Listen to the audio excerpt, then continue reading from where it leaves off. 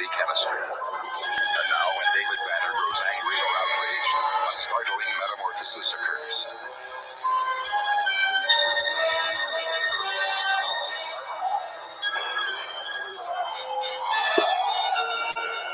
The creature is driven by rage and pursued by an investigative reporter. Mr. McGee, don't make me angry. You wouldn't like me when I'm angry.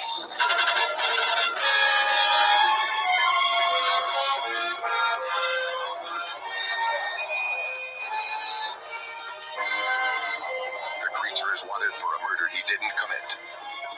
David Banner is believed to be dead, and he must let the world think that he is dead until he can find a way to control the raging spirit that dwells within him.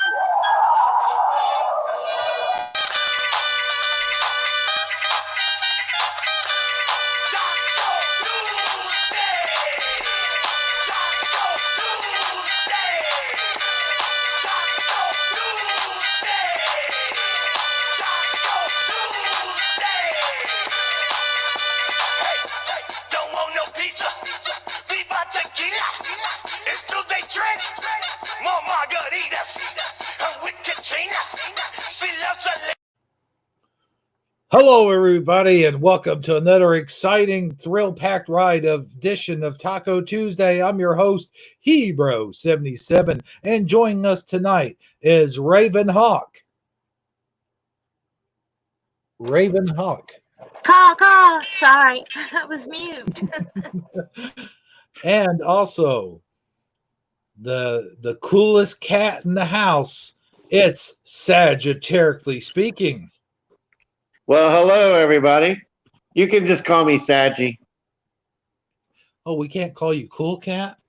No, I mean instead of Sagittarically Speaking. Oh, okay, Saggy. I've decided to, that title. It just sounded too like informal. Yeah, too formal. Too what's the word I'm looking for? Proper. Yeah, proper. That's another one. I don't know. Anyway, you can just call me Saggy. Oh, okay. I think I'm going to drop the whole Sagittarically Speaking monitor. For those who will remember that I once went by that, and maybe it'll still be on my email and stuff like that, but I think I'm just going to go down to Saggy. I don't want to sound so entitled as to have a proper 5-syllable 2-word name. You know what I mean? Oh, yeah, man. It will certainly fit on T-shirts a lot better. Oh, yeah, for sure. And the letters will be big and bold, instead of small, discombobulated. Right. Yeah, well, speaking of which, maybe I have to go back to Teesprings and reset your T-shirt.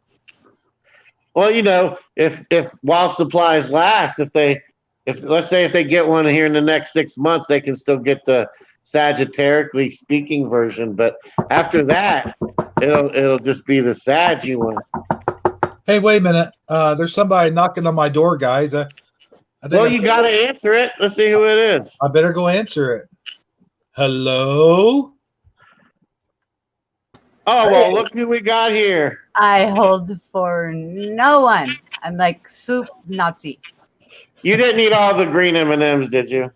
No, I went and fixed myself something to eat, and I was debating whether I wanted this. I have this thick and hearty, like chicken noodle soup. It's Progresso. It's really good.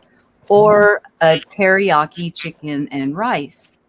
So I was like, well, the teriyaki chicken and rice bowl sounds really good. So I threw that in the nuker, got out of my swimsuit, hurried as fast as I could, even though I'm like jelly right now. But I was really rushing for you, Hebro. It looks like to me you're still in your swimsuit. No, that's a wife beater tank top. Oh, okay. I always thought that was a swimsuit. Nope. Okay. Well, you actually got here right on time. I was barely finishing we were still doing our introduction, so welcome. My meat it tastes off. Like I took a bite when I was like being impatient with you, just joking around, but the meat tastes off. The chicken, it's like it's off. So my husband will bring me out some soup, I'm sure.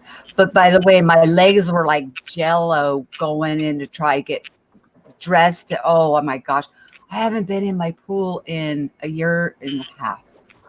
So I spent some time in the hot tub and a little too long. So yeah, I'm sorry it took so long, Hebrew, but we're all here now. And you got Raven. So hey. Hi, Michelle. I'm How just here to bounce off people. are you my sub so I can just veg here and you see my name is no, awake, nope, asleep. And we got an even ratio going on here. That's, we got the woman's perspective and we got these two goofy guys. So we ought to And be I able like to figure something out. The two boy, wild and girl, crazy guys. girl, boy. And we're boy, girl, no matter how you look at us, unless you Yeah. go diagonal. That's I gotta pretty tell you. cool. Nice Hebrew. I got to tell you, Michelle and Saji, I got to compliment you for an outstanding show you guys did last night. Oh, that was so much fun. Yeah, I'm gonna steal your Saji. I really am. The call-in was we had fun, and when I did the playback, oh my gosh, the sound of the phone calls was so crystal clear. I was really proud of us, Saji. We did a pretty darn good job. That may be All a right. Wednesday thing though, because we don't want to mess with He-Man's schedule. I don't want to get my butt kicked, and I don't want to be fired from the Taco Tuesday. Right. Well, as long as you don't have to run in the opposite direction unless you hear him say, by the power of Grayskull. When he says that, you need to clear the room. I'm just not gonna have a show like a call-in show when he's having a show because I know how much you guys like bounce off each other. I'm just not even gonna go there. I'm not gonna do it. I know my place. But it was fun, and thank you, Hebrew. It'll pick up as soon as we start making it regular. It will pick up, and we'll get more people in there, I'm So sure. there you go.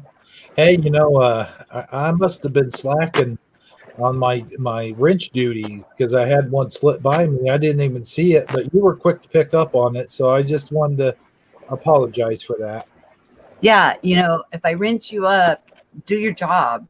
Otherwise, demotion. No, I'm kidding. You should know. She's saying you had one job, Ebro. You had one job. One job. Yeah. And he couldn't do it. I know. You know what though? Okay. That was a weird thing. So there's a thing going on there. So I let things kind of slide, but some things I can't. So there's no worries there, Hebrew. Everything went great, but I figured you went over and watched Mandela Monday because Dan was live last night. I didn't know. No, I didn't know either. He was I on. honestly didn't know. I don't think he went live till after we went live. He was on the Book of Daniel channel. He was still on. When we got off, I was able to pop on. I caught like his last, 10 minutes. So, well, hi, CJ. Glad you could make it. Oh, I need to pull a chat off. Sorry. But speaking of chat, maybe I'll give this room a shout out right quick. Okay. You guys ready for this one? This is going to be epic. Oh, is it? Oh, yeah. Oh my gosh, is it going to do a voice? Is it going to do Armor Up? Do Armor Up like Armor Up did the shout outs last time. Can you do it? I know I can't match up to the excellence of execution, which is Armor Up. Well, he is known for his grandiose shout outs.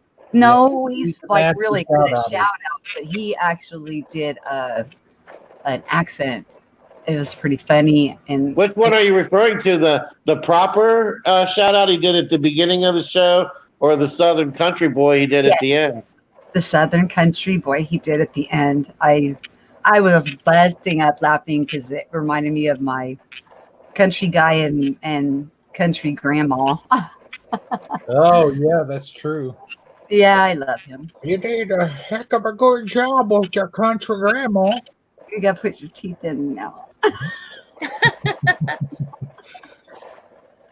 Okay, I'm sorry. Go ahead, do your shout out. I'm not going to do a proper shout out. I'm just going to do just my normal. Well, why don't you do an improper shout out? No. No. You got us all excited. Just do it. Yeah, do whatever it is you were going to do. Do that. He's a voice impersonator. My goodness, come on. I know. I can't wait to see what he comes up with. After all this pressure, I'm sure he'll do just fine. We'll got Lorraine Lamar. No, I'm not going to do it like that. No, but we do have Lorraine Lamore in here. She's been here since the beginning of time. Waited a long time. And we have Raven. Oh wait, you're here. I don't have to shout out you. Do it. Just do it. And we have just an old man. There's just an old man in here, by the way. We have Hebrew from Eternia. We have Armor Down. I mean Armor Up is here with a wrench. Let's see. Go Kart Bob. He's zooming right along in chat. Let's see here. CJ Wood's here, but she says she's not going to talk. She's just going to watch us because she doesn't want to talk to us because we're a bunch of hoodlums. Oh. Yeah.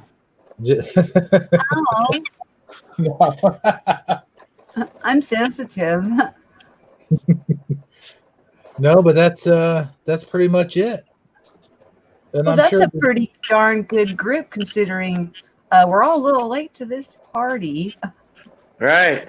And what we lack in quantity, we make up for in quality, you know? Exactly. Those are some quality. That's some quality chat room material right there. Yeah, it is. Ugh. Can y'all hear me? Yes. Yes, I can. Thank you.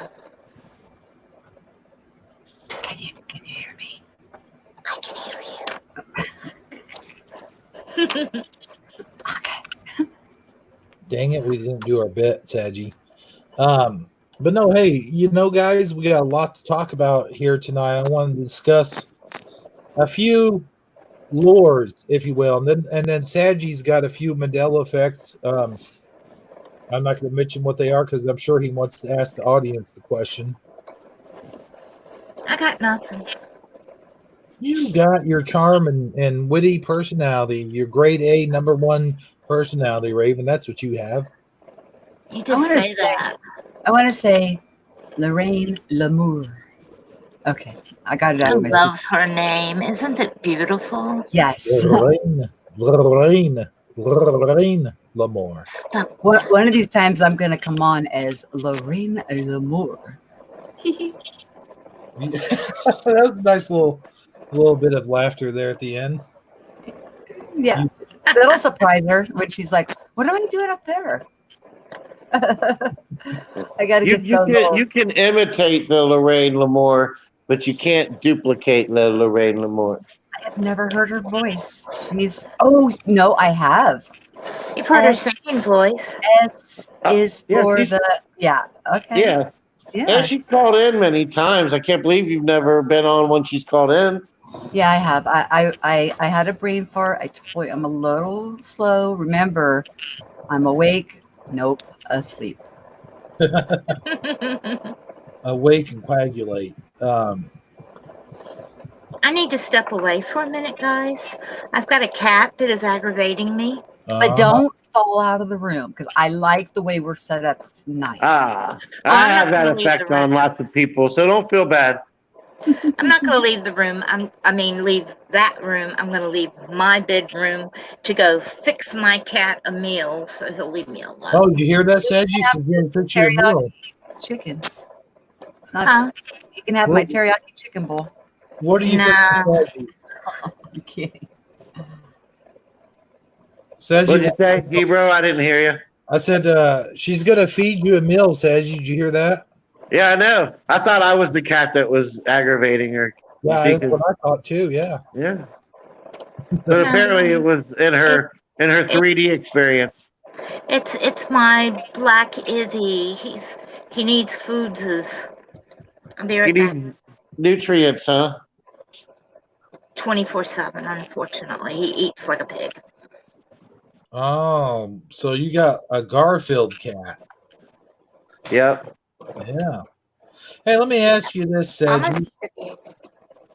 But I want Raven sitting in on this, so we'll just wait for her to get back. But um, Yeah, I like tacos, if that's what you were going to ask. what? I Oh, I was, thought you were going to ask me if I like tacos. you know, I was gonna make a big old fat taco salad bowl, but I didn't have no lettuce. I was like, Oh, man, really? yeah, I got everything else here, but no lettuce. Gotcha. Yeah, it's not quite the same without the lettuce. Well, then make a burrito. You know, I ordered. Now, Sedge, I know you do this from your special ordering place that you order groceries Yeah, from. he had his first online order deliver my groceries thing today. I know. First What'd for you me. think? How did you enjoy the process? I gotta say, I don't know how you do that all the time, man. The process is kind of unnerving. Isn't it though? Yeah. They're like, we know you wanted such and such item. Unfortunately, we don't have that particular variety. However, we would be happy to replace it with some other useless piece of crap that we know you don't want. Yeah. It seems like they were like, well, we're out of the store brand green beans, but we can offer you Green Giant. I'm like, no, thank you. 86 of them. Did But you they say, upgrade you though. They always give you something that costs more Right. of at the same course? price. Of course. So they offered the Green Giant, and you were like, no, no, no. Oh my God, don't. You're gonna hurt somebody with that. That's a good one. Oh my gosh, I That did. was funny to come back to. Oh my gosh. I'm gonna order it like that next time. Next time they tell me they got the Green Giant brand, be like, nope, nope, no.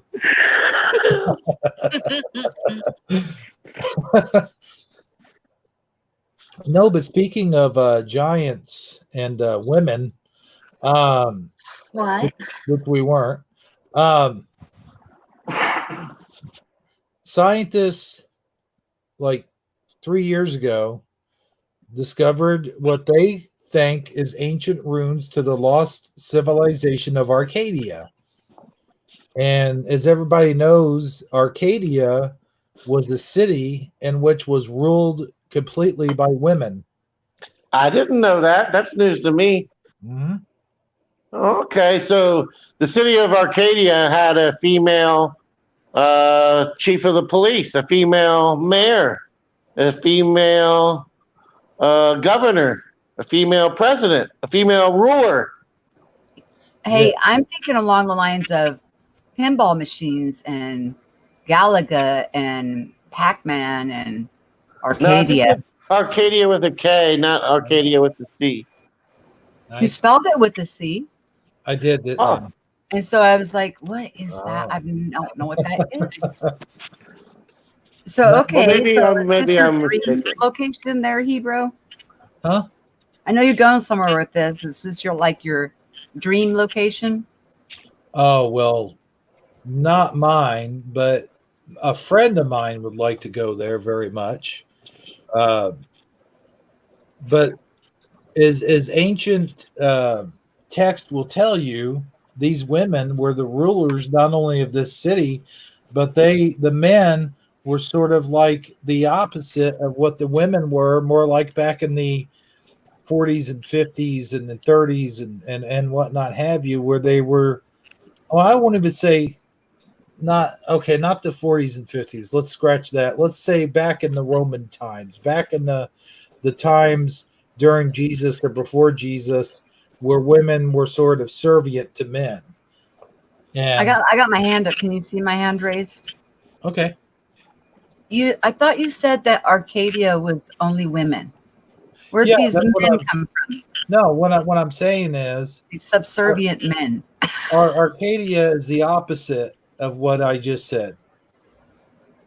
The Oh. men are servient to women. So there was men there, obviously to keep population, but all right. They Okay, is weren't this allowed. mythology or is this actual like history? That Oh, this is actual mythology. okay. All right, I got you. All right. No, okay. The men were not allowed to vote. The men were not allowed to work, except for the women. They took care of things in the city, like, say, for example, a building was falling apart, or the women were having the men mine for ore. Um, then the men, it was their responsibility to keep the mines from collapsing. It was their responsibility to keep the city streets clean. It was their responsibility to keep the houses all in working order. It was their responsibility to draw well from the waters. Um, it was their responsibility to cook food, but the women Hold on. imaginably Draw hunted well from the food. waters. Yeah. Draw well from the waters. I meant draw the waters from the wells. You were just doing this to mess with me because you know I'm tired. No, man. I'm like, wow, this place is so backwards. Okay, I'm listening. So the men did they did manly stuff, but they also did domestic stuff. Right. Okay. But I mean, that's pretty much the way that was. And actually, there was no kings, there was only queens. There was only women presidents, there was only women queens, there was only, in other words, it was opposite land for what we had here on Earth. Well, I guess we're still on Earth. We're talking about Earth, but anyway, it's much like the Amazonian sort of. You guys know about Amazonio or Amazonian or whatever. Well, Wonder Woman is from such a place, but actually they didn't allow men there, but they also lived forever. So this was like right up your alley, to know this information. But yeah, continue. It's reminding me of a movie that I watched where the women they were like beekeepers, and they would get a man from the mainland, have a child, and then have him come over and try and chase down the child, and then he'd be a sacrifice or whatever. But the men that lived there, they couldn't talk, but they did all the work and all the labor, but the women were in control. I'll have to think of what that movie's called, but continue. This is interesting. Yeah, well, basically, it was sort of like Wonder Woman, and the women worshipped certain gods, and one of the gods was a fertility god. And I don't quite have that in front of me in my papers that I'm reading off of, but it was the queen would choose one man out of the hundreds and thousands of men that they had there that were doing all the work for them, that she would choose the man who was the most manliest, who was the smartest of all the men, who was the most nourishing of all the men, and she would choose him for a mate, and then that mate would take on many other mates. So they would just have that one guy populate the area. They would all take him on as a mate when the mating season had begun. And they would do this every 10 years, or I think it was like every 20 years or so. They would choose a man for one mate for all the women, because they wanted to keep the bloodlines pure. They wanted to keep the the strongest of the strongest and smartest of the smartest. It could not, in other words, if you were a regular guy like me and you're just walking down the street, mind your own business, and you had an IQ that was low and you didn't have much muscle and mostly flab, you were not chosen for the job, needless to say. No one else from the civilization had mates. It was one mate with multiple partners. And That's an interesting concept. this occurred every 20 years or so, so they wouldn't infect the population with mutations, so to speak. So I'll let you guys chew on that for a while. What are your thoughts, Raven? Is this Arcadia from Greece? Yes. Oh, okay. And it actually does exist. Now, how much of that actually occurred, I think, is where the folklore comes in, right? Sure. Yeah. But there is an actual place called Arcadia in Greece. Mm-hmm. Yeah. I don't know. I think the world would be a better place if women were the rulers. Huh? I think the world would be a better place if the women were the rulers. Michael And Fontaine. I think in a subtle kind of way, they really are. I mean, as far as like when you get down to the family unit, and the reason I say that is it's just been my experience that the father figure personifies the head of the household, and for a lot of logistic purposes, he really does. I mean, as far as like, like when it comes down to like, you know, um, as far as like, how do I say it? Like, you might say like, in a figurehead capacity, the dad does have a lot of like, what am I trying to say here? Influence, power.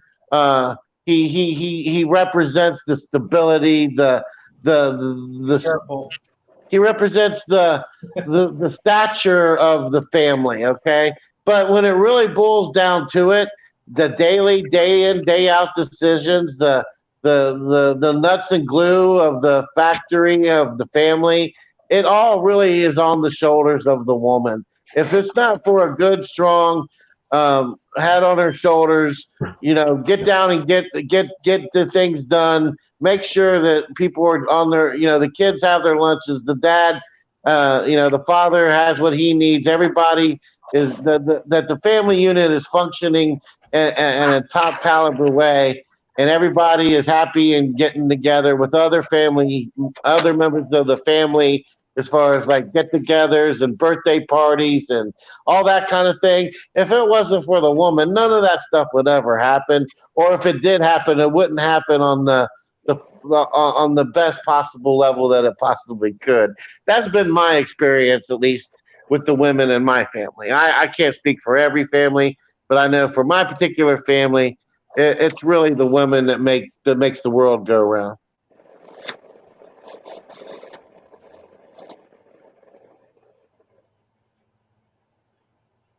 Not trying to be sexist or chauvinistic in any way, shape, or form.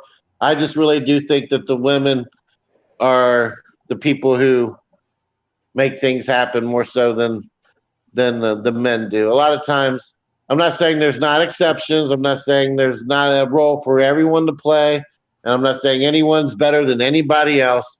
But I do think that the women are a key fixture in making sure things run smoothly. And if the woman isn't in play, handling that kind of stuff, a lot of times it just never gets done. I gotta say real quick before we get any deeper, Mystery Fried is in the house. Mystery Fried, how you doing, brother? I ain't seen you in a good long while. Good to see you, man. Okay, go ahead, guys. I'm sorry. Oh no, that's pretty much what I had to say. I couldn't find all the right words to try to properly describe it right here on the fly, but I hope I made my point. And I Any know, feedback from the females I, there? Would you I, agree, disagree? I know that Michelle must have an opinion on this. Her opinion. Michelle's. Never mind. I think they left. I think you done pissed them off and they walked off the set and now they're not coming back. Oh, maybe. I don't know.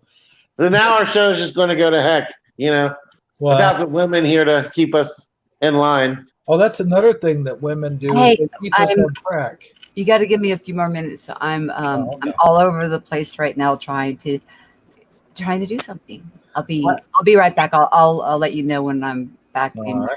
You mean she's busy doing what women do is really what's happening, Well, in all seriousness, though, I've always believed that women are the handrails that keep the train from going off the track. They're the glue that keeps the bolts and nuts intact. They're the if it weren't for them, we would probably just all be If it weren't for us, y'all wouldn't be here at all. Well, that's true too, but I'm just saying we would all be running around like wild men and letting our beards grow long and hoes in our shirt and eating beans straight out of a can and But yeah, a lot of times the man likes to pretend that he's really in charge, and it for purposes of his ego, he can really, women often let him just go ahead and claim that title.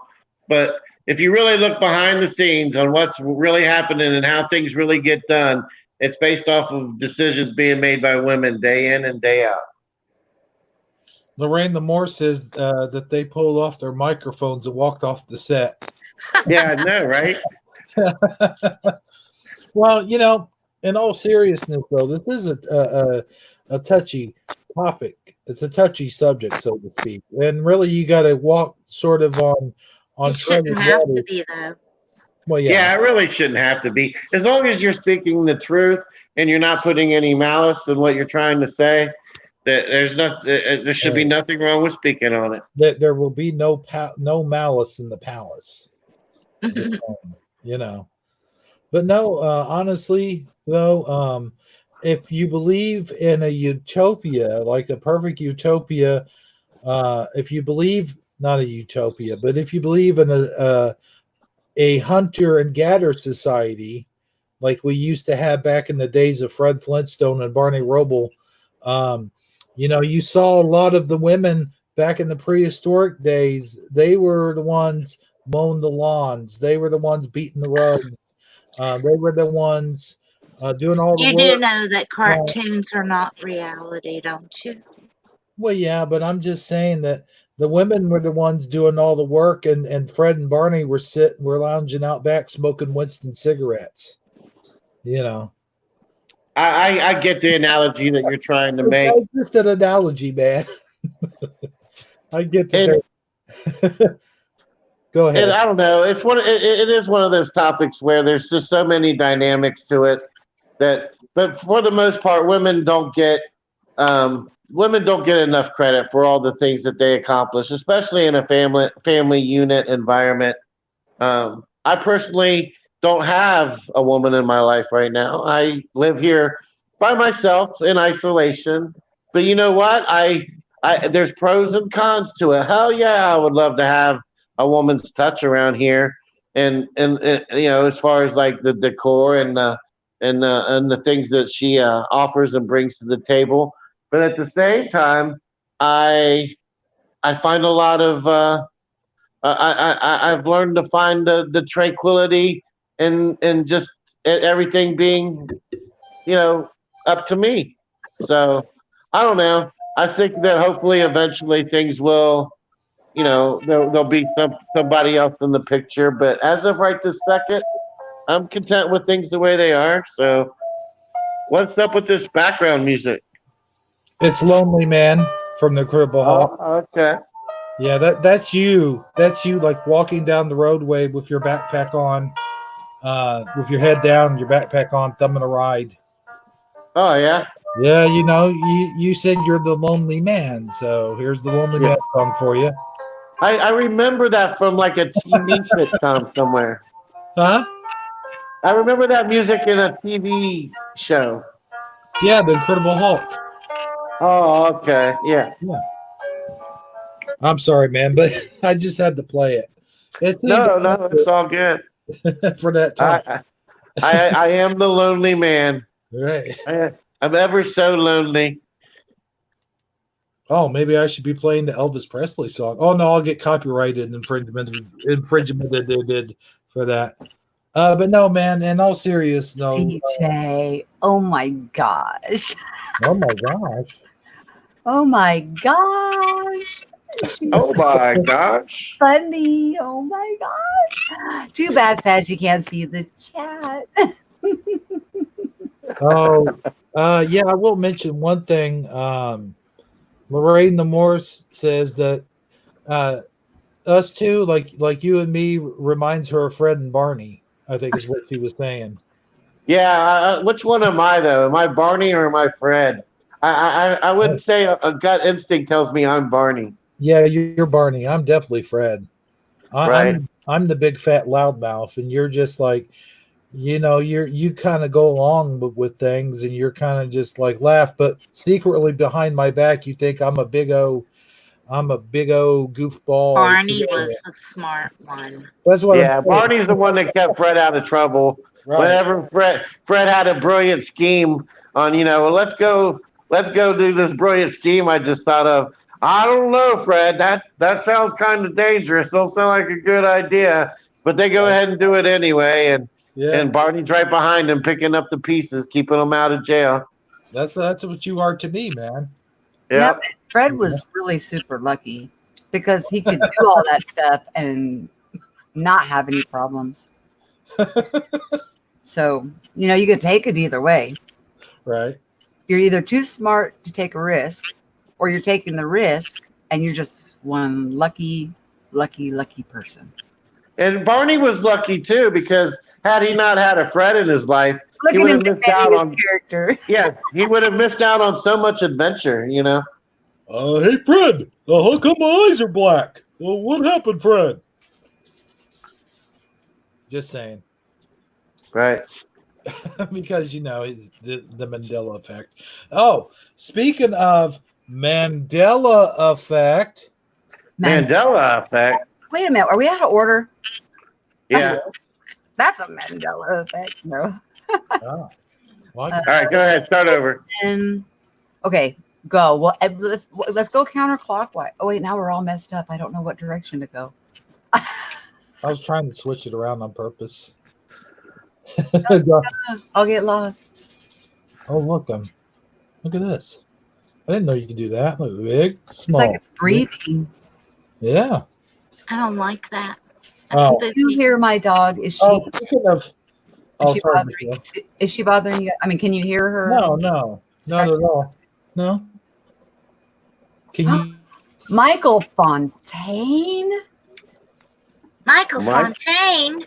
Michael Fontaine. Michael Fontaine.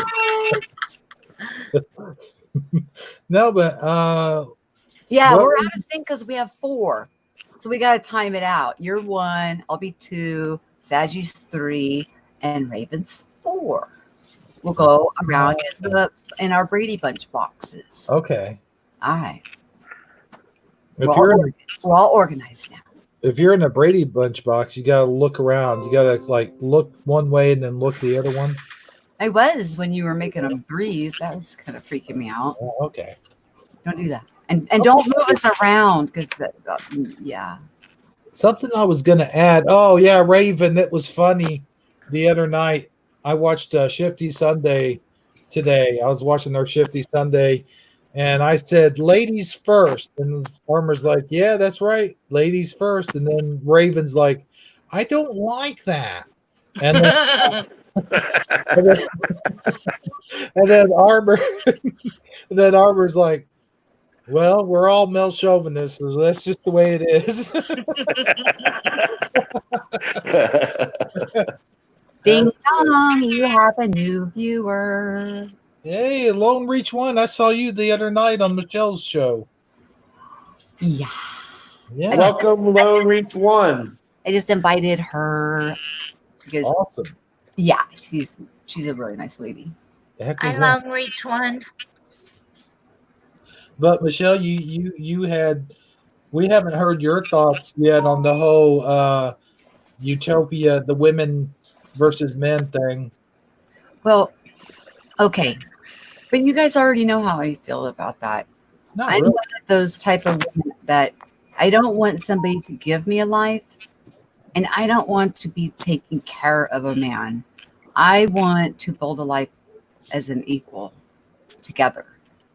I don't want a ready-made man that's like super rich. I want to build a life with somebody. It's just more meaningful for me. I know there's women that, they like that. I'll go for the rich man that'll give me everything, and vice versa. Um, I just, I like the equality.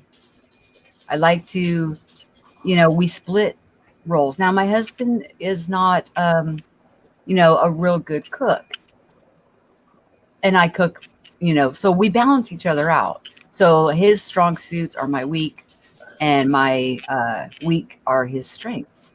So it all works out. It's not a competition. So I don't know if I would like to be in a world that's dominated by women, and I don't want to be in a world that's dominated by men. I think, we should come together as we do. I don't care if men think that this is a man's world or woman's world or whatever. It's not, because anybody that thinks it's a man's world, go in there and watch how he acts with his wife. That will show you his true colors, and he's going to treat her nice and with respect and with equality. So that's what a man does when he's actually, loves and cares for his spouse. So that's my whole thing on that, except for I think for you, Hebrew, that your Wonder Woman may be there waiting for you. But she's got an invisible plane, she's got powers, she's got that lasso of truth. So you won't be able to lie or anything. So but yeah, He-Man and Wonder Woman would make a really good couple. She's an Amazon woman. I don't know if she's from Arcadia though. Why is everybody so quiet? Well, no. You Yeah, left.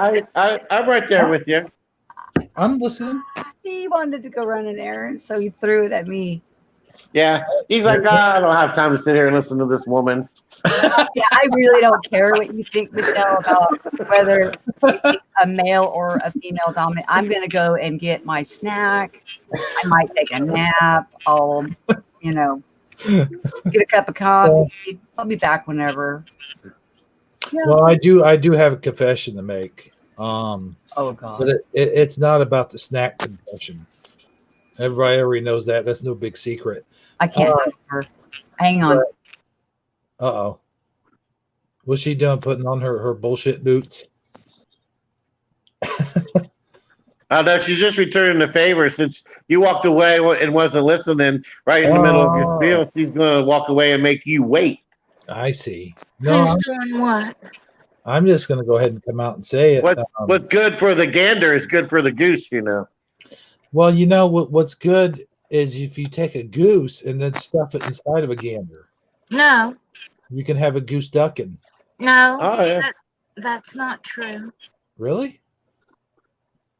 How do you like your goose cooked? Oh, wait, you don't eat geese. I've never ate a geese or a goose. You never ate any geese or gooses? Nope. Oh. Well, hey, listen, I just wanted to tell Michelle, the only reason I came in there last night was to troll you guys. That was Oh, really? Yeah. How'd that work out for you? You ended up having to work.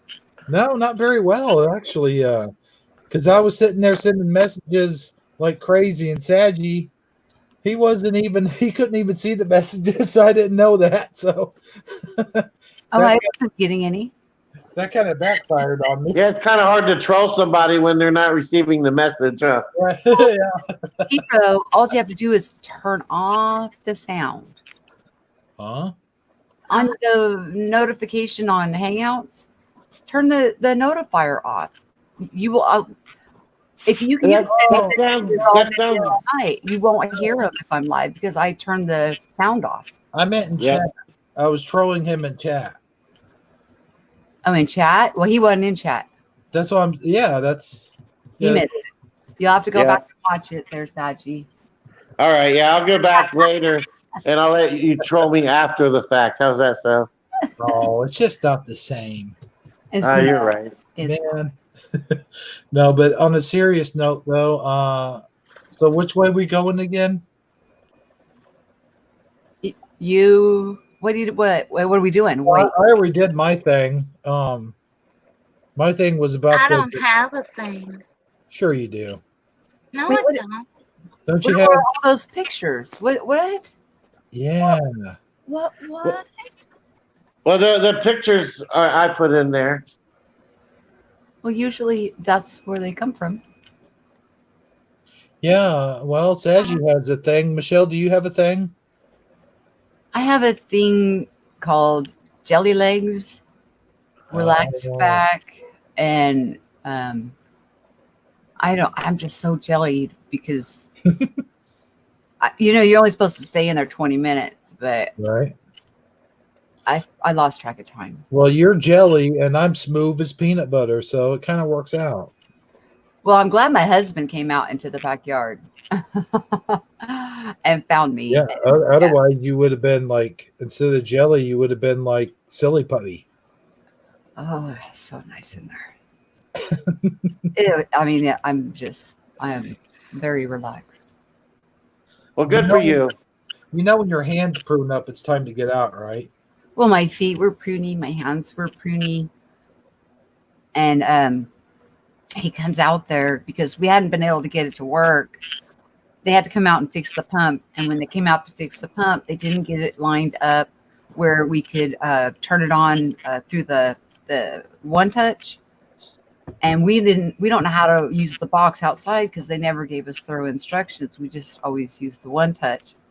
So I went out there and was goofing with it. And I was like, oh, this is how you do it. And I started pushing some buttons on the box and I got her going. And I was like, all right, I'm going in there. So it only takes about an hour to heat up. And it was about 2 when I turned it on. And it was 5:30 when my husband came out and found me.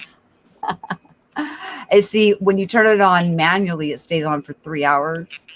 And it turned off at 6 on its own, but it was a good time for him to come out because I was like, I don't know if I could stand up, but I don't really want to get out. It was nice. Well, I'll tell you this much. Saji, are you ready to present your thing? Yeah, give me just a second. Now, I will not give out any spoilers, but I did see this. I didn't even have to read what he sent me because I saw it on Moneybags last night on his channel. Well, it was on his channel last night. What you're about to present. Oh, I did not know that. I was unaware. I just saw it on Twitter. Hey, it's okay. We often mirror Moneybags a lot without knowing it. I think, speaking of mirroring, I think he mirrored my show as well because, Saji, do you remember the thing I did on the essential water? Yeah. Well, he put out a video as well on essential water. Okay. Well, the more the merrier is the way I look at it. Oh, yeah, for sure. I was like, I left him a comment saying great minds must think alike. Right.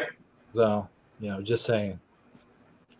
Well, I don't even really know what the Mandela effect is on this, except for how I personally, because I saw the thing on, basically what I saw on Facebook was one of these images I'm going to share. And then the question underneath the image was, that's not the dogs playing poker that I remember. Right. And I looked at it, and it was definitely not the dogs playing poker that I remember. So then I subsequently did a Google search under dogs playing poker painting to see what other images may or may not pop up. Apparently now there's a series or a collection of dogs playing poker by this particular artist. But I want to ask the audience before we look at any images, um, if they remember the painting, obviously, and if so, is there anything in particular you remember about the painting, like a certain type of dog or a certain accessory item that a dog may or may not have had in their possession or wearing or doing? And were you able to see the cards that some of the dogs were holding? And if so, what cards could you see? Just whatever it is you can remember before looking at an image, an honest recollection of how you remember the painting that you remember. So I'm asking chat to throw in anything they can remember about the dog painting. Oops. How about you guys? Do you remember anything in particular about one, or do you even remember one at all? I remember someone smoking, one of them, or a couple of them maybe, smoking cigars. And one of them, I think, had like a green visor on. Okay. How about you, Michelle? I'm sorry. Okay, hang on. Okay, there's like these, those dogs that are like in Alaska, they go and save people, they have like the barrel around their neck. St. Bernards? Yeah, they play cards or something. And let me see. These other dogs were like all dressed up in fancy dress. And let me see, what are they playing? Cards. Okay. Yes. And they look like not pit bulls. Well, there's an assortment of dogs. Yeah. They're all playing cards. They like cards. And these ones are smoking cigarettes. Cigarettes or cigars, or does it matter? Pipe. Okay, a pipe. Yeah, a pipe. How about you, Hebrew? Pipe and a smoke. Yeah, I seem to remember the dogs playing poker. And now, here's the thing: is I've already seen the thing. The other video. Okay, so am Yeah. I on the right track with what he was saying, or is this totally different than what he was claiming? Oh yeah, you're totally on the right track. But what about the ones that were like playing pool and? That's another series. There's a series of, apparently now there's not just one painting of dogs playing poker, and there's not just one painting of dogs playing pool. I have to go out off the screen to look up the name of the artist, so I don't want to look it up right this second, but I'll tell you here in a minute. It's a particular artist. He did a series of these paintings now, not just one. However, I think there's one that still stands out amongst the others, not to get it too twisted. So it's possible that there was the other varieties have always existed, and we've always just been familiar with the one. I guess you could try to claim that. You know how they always have, a logical reason for disproving our Mandela theories, so to speak, if you know what I mean. But let's go ahead and look at the images. Hebrew. Oh, what did chat say? Oh, I don't know, but I wanted to show you guys before I show the images that you have. Yeah, I brought up some images of my own here. Hold on. JJ said she remembers one with a dog passing a card under the table. Okay. Anybody else? The artist is called Cassius Marcellus Coolidge, Thank you. 1903. See, Armor said a bulldog smoking cigar, a shepherd with a green visor, also a smaller dog.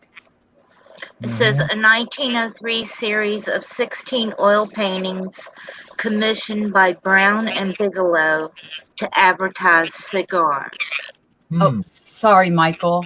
6 dogs, cigars, to a cat in the background serving. I'll have to think more. LOL. Bulldogs. That was Yeah, all. definitely remember a bulldog with a cigar. That's what I remember being in the focal point of the painting. Well, apparently, if there's 16 of them out there, we could all be right and all be wrong. Exactly. Yeah. Well, I brought up the 3 main images I think that most people are familiar with, one or the other of these, and one of them is the one that I remember as being the one that you always seen in like pop culture references and things of that nature. So I'm waiting on you to bring it on screen here so I can talk about it. Pulling it up. Hey, Raven, do you like the way that they were talking about women dominating and all this? But Sachi managed to get you to do the research and me to read the chat for him. But we both did it, and just answered and did our thing. But I mean, what? We're not doing that for you no more, Sachi. Just forget it. We are not. We're on to you. This one's too small. That's far too small. You can't make him bigger? Yeah, that's one I have never seen before. Hmm. Oh, I But wasn't that's supposed one to. I wasn't supposed to go and look, was I? No. Oh, well, you didn't tell me that. I thought I was supposed to study for this test. Oh, no. This is a pop-up quiz. What about the one they have hanging with them all playing pool? That's the one I remember. And they all had beers. And I remember the card one and one of them playing pool. Let me go into our Hangouts. That one's a bit small, but he does have several. Okay. Let me No, go. that don't look like the one I remember. Yeah, that one was definitely never seen by me before. And here's this one. I hope that. Oh, this one's slightly bigger, guys. They're Doberman pinchers. They're playing pool. I don't know. That's the one I'm seeing in my head, but there's no telling. There's that one. See, I seen that one in the Hangout. Now that one, yeah, he's got a pipe, but they're all like similar. I don't remember that one either. I don't either, but I was describing them because I thought that I had like to they're study on a the train. test. And I didn't do my homework, and I was in trouble. But okay. Yeah, go on to the next one. I will. This next one, I think, is the one that I remember as the classic painting. All right, let me. If I chose, well, I was trying to rush, trying to get in here last minute, so I think I chose the right one. You said Moneybags has a video on this already. Mm-hmm. You gonna share that? No. Why? Yeah, that looks. No, I will. No, not even that one looks like. Yeah, that one. No, not even close.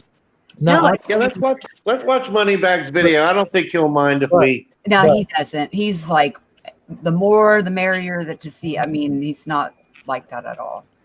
But if he has commercials, watch them. No, I'm just kidding. What I wanted to point out real quick before I show that video is I remember there was a dog here, and I think it was like a one of those dogs that you mentioned, Michelle, that had the thing around the neck. And I'm pretty sure he was the one. He had like a green visor. Yes, Saint Bernard. Yeah, Saint Bernard, yeah. Where maybe they were. And I remember clearly being able to see some of the cards, some of the dogs were holding, like they were.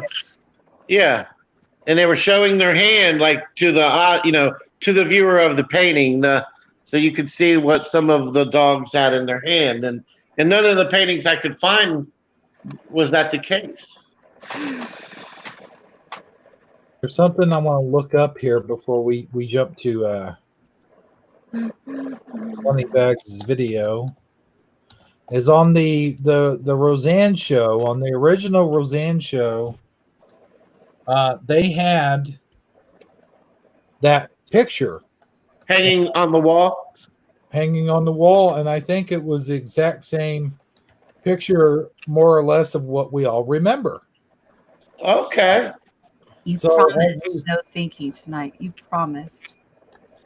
What? Nothing. I'm pouting. get to money bags. No thinking tonight. I'll go ahead and play that video, and then Because I'm like really thinking, because I know there was one that was like it was the same picture and it was in many different places that we looked, movies. It was a backdrop like in a bar. And it was dogs. And none of the ones that we just showed looked familiar. Mm-mm. So I'm like really thinking and I'm giving myself a headache. let's see, get down to his channel. He only does that when he wants us to be quiet. I know. Money bags. This one should have been one of the more recent ones. Here it is. And so You won't be able to find it. I knew it. all right, so Just breathe, sweetie, and pay attention to the chat. These guys are nuts and you'll have fun and don't worry about any stress. Just let it melt away. Who's having stress? My friend, Long Reach One. And sweetie, that was me that took your comment down because we keep it pretty PG around here. I did it in love though. trying to find where he actually talks about it. Can you guys see what I'm sharing? Guys are freaking out. We're playing poker. Yeah. Okay, let me go ahead and play the video. This comes from Moneybag 73. Here we go. Feel it now. This is the second one. Guys, I'm freaking out. We were playing poker tonight, so my husband is talking about the famous painting of the dogs playing poker. We look it up to show my daughter, who thinks we sound ridiculous, and it's different than we remember. None of them have the little green transparent bookie hats anymore, even though we're positive they should. Am I losing it, or did I find a new ME? We are also thinking there used to be cigars. Yes, I remember the bulldog with his little visor smoking a cigar. Well, guess what, everyone? Think about it. All right. Think about the painting. Well, there's 8 of them, actually. But I only knew one. And they were kind of tough dogs. It was kind of dark. There was like a light in the middle of the table. You know, it was a green poker table. Seems like a few of them were smoking cigars. Maybe there was an ashtray with a cigar. They were at least one, and it was like a white bulldog, had a green visor, like a bookie cap. But I kind of remember more than one dog like that. So what's coming to mind for you? Well, let's check this out right here. Cassius Marcellus Coolidge painted his first masterpiece in 1894, but it wasn't for another 9 years, 1903, when Brown and Bigelow commissioned his talents, that he would cement his place in history with a 16-piece showcase that would go on to leave an indelible mark on the American subconscious. They have become the signature pieces of iconic gambling art. So this is the one that comes up first when you Google the images. This doesn't look familiar to me. There's too many dogs. The lighting's wrong. The table looks bigger. It's a round table, I remember, but it looks bigger. The dogs look wrong. We're a bunch of tough dogs sitting around smoking cigars with the visors. This is just not the image that I know. And I only knew one image. Apparently he did 8 of them, or he just said 16, but the 16 he's talking about, I think, goes beyond poker, a baseball game and other stuff. Dogs playing poker today on High Roller Radio. His first offering, almost 125 years ago, was called Poker Game. And for Coolidge, never seen this before, ever. In poker parlance, it was the beginning of some old-fashioned run good. See, are those Saint Bernards? Yes. Oh, okay. Yeah. See, I just remember one Saint Bernard. I don't remember a whole buttload of them. Just saying. Okay, go on. A decade later, he was down in Bigelow. Never seen this one. Pinched with 4 aces. Not familiar with this one. I'm not familiar, so it's not like, oh, well, there's a whole bunch of these paintings. You're just thinking of another one. I mean, you're going to hear the naysayers and the people who aren't experiencing this incredible phenomenon that a lot of us are experiencing. They're going to say anything. And I'm going to end this video back on Reddit. I feel sorry for the woman who posted that. She's going back and forth with somebody, and oh man, just wait. You'll understand how I feel. I feel so sorry for her. She shouldn't even be wasting her time with someone like that. But there's these people that say, oh, well, you're just thinking of this and whatever. You all know what I'm talking about. So, all right, there's a few more here. I mean, obviously, that's all right. So these sold for like $600,000 or whatever. I mean, that's not the painting I know. So where's the painting I know? That, and I'm going to want you to thumb this video up if you can't find the painting you know. I know some of you are going to look for this right away. You're going to, oh my God, I know it. I know the one with the green visors, and where's it at? It'll be gone. You won't be able to find it because it doesn't exist anymore. There are no green visors. There's no. The painting I knew doesn't exist.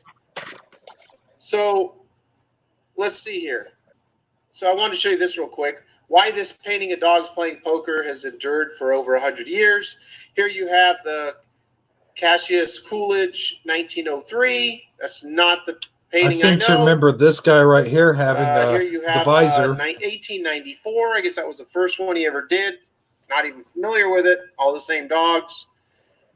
Don't know that. That one looked weird. Don't know this. These two dogs look like they could have made it in the one I knew. Kind of rough looking dogs, but maybe, I don't know. Where's the painting I know? It's gone. All right, so we go here to images.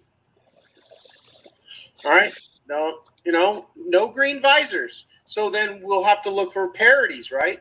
We got to go there's a Simpsons parody, but there's no visors. Right. I mean, here's one dog smoking a cigar. Now, these were done as advertisements for cigars. So we have one dog smoking a cigar. Now, there's going to be parodies. Here's a little parody. Other drawings of the like. Here's something here. Not humans, but I don't know. It's gone. The painting I knew is gone. What do you think? Comment down below. This is crazy.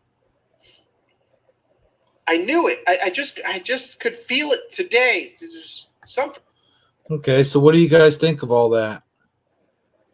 I have to agree. The painting that I remember, I was not able to find. It was the one with the green visor. It was generally bulldogs. They were holding cards, smoking cigars. There was, I think, an ashtray, and you could see some of the cards. You could see what they were holding in their hand, and I couldn't find any painting that met those criteria. Yep, can't find it either. I've already looked. So I mean, we can discuss that if you want to, but honestly, what I said a while ago is what I meant. What I said was what I meant, and what I meant is what I said. Well, the one I remember, they almost seem like gangster type dogs. Yeah. They were different kinds of dogs, but I don't care if it was a Chihuahua in there. I would not wanted to run into it because they looked, they were like gangster dogs, like mafia dogs. But one was wearing a visor. Yes, they were smoking cigars and they were smoking pipes. They had a visor on. They had chips on the table, like poker chips. This is weird. This is weird because the tables on all of the portraits that were shared are too clean because I remember the table being like an ashtray. Messy. Yeah. Yes, it was a mess. So, and Well, it's frustrating, but yeah, wow. Armor says in the chat that he has a catastrophe. Tapestry. Huh? Tapestry. Tapestry. A tapestry? Tapestry. Tapestry. What? That has the dogs playing poker, and he said they have the green visor on. They're all smoking cigars. There's different breeds, so we'll have to check that out if he ever. Yeah. Well, is there any chance that he could? Does he have it handy where he could take a picture of it and send it in while we're broadcasting now? Any chance of that happening? That's what I'm asking him to do. If he can get a picture of it, he can email it to me real quick, and I'll check my email for once. And well, see, Raven, they don't just boss us around. They're doing it to Armor also. Well, yeah, he can just send it to my Hangout. I forgot about that. Our Hangout, Either way. Just do it, Armor. Just do it. I think the one that he's describing is one that I'm talking about that I remember too. If the table's messy, then yeah, that he's describing the same one that I'm thinking of, but it wasn't any of those that you showed. He'll look for it later. He hasn't put away. He hasn't put away. So, but bring it up on another show. We'll see it. Yeah, that's true. We shall see it. Because that's bothering me. That's how he remembers the tapestry. It'll be interesting when he pulls it out, and rolls it open, and it's not the way he remembers it. It'd be interesting to find out if that's the way it goes. But it is good that we're all remembering it as a tapestry, because that is how I remember it too. Not a painting, a tapestry. Yeah. I remember it as a tapestry too. Yeah, I remember it like that as well. Like, I think somebody had one that I knew, if it wasn't someone like in my family, but it was like a made out of felt material, and it was painted on that. Does that make sense? Yeah. I don't know why, but a lot of times the paintings that were meant for bars and things of that nature had that kind of weird material. Wait a minute. What? I just thought of something. I wonder if it was in Cheers. Like, I wonder if they had that painting in the back room or something like that, or in his office. I recall there being one in Cheers, and I definitely know there was one on the Roseanne show. I don't remember. My member berries have checked out. Huh? Oh. Yeah. What? You don't watch that show? What's that? Member berries? No. Isn't that South Park? South Park. Yeah. Carton. And his member berries, I think. Yeah, that's right. You're making me think too much. Okay. Awake. Nope. Asleep. No, I know South Park, but I don't remember what you just said.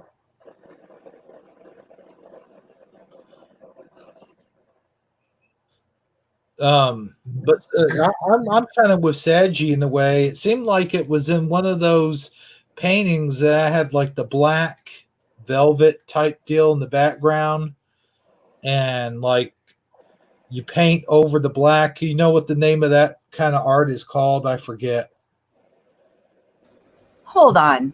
You know, you watch South Park, and you've seen them all, and you don't remember member berries, where everybody was eating them, and like they were all like forgetting, and these things were like really, really bad for them, but then they kept craving them and having to go find their member berries. You don't what?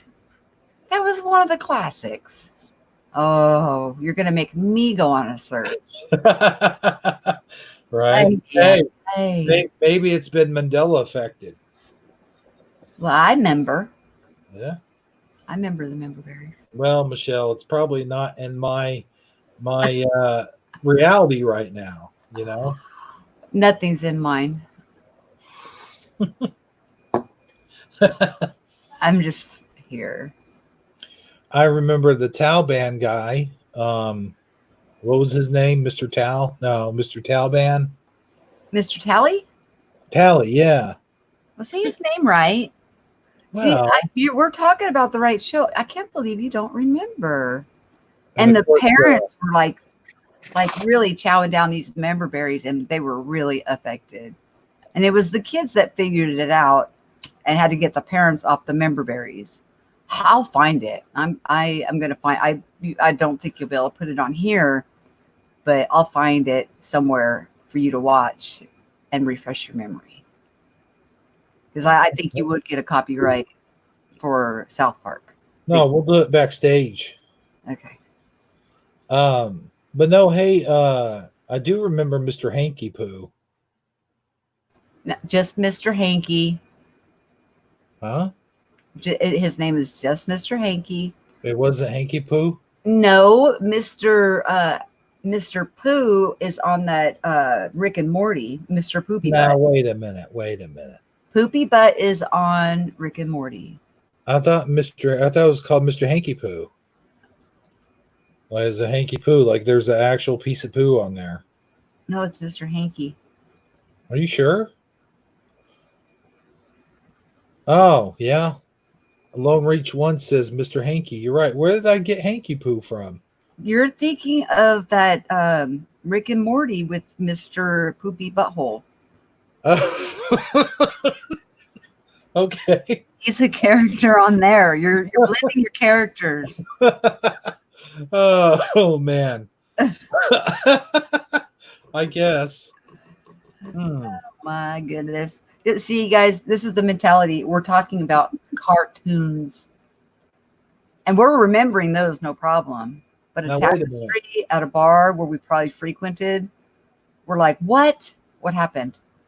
Now, wait a minute. Someone just said Christmas Poo. Now, who's Christmas Poo? I guess that's what you get when you're bad.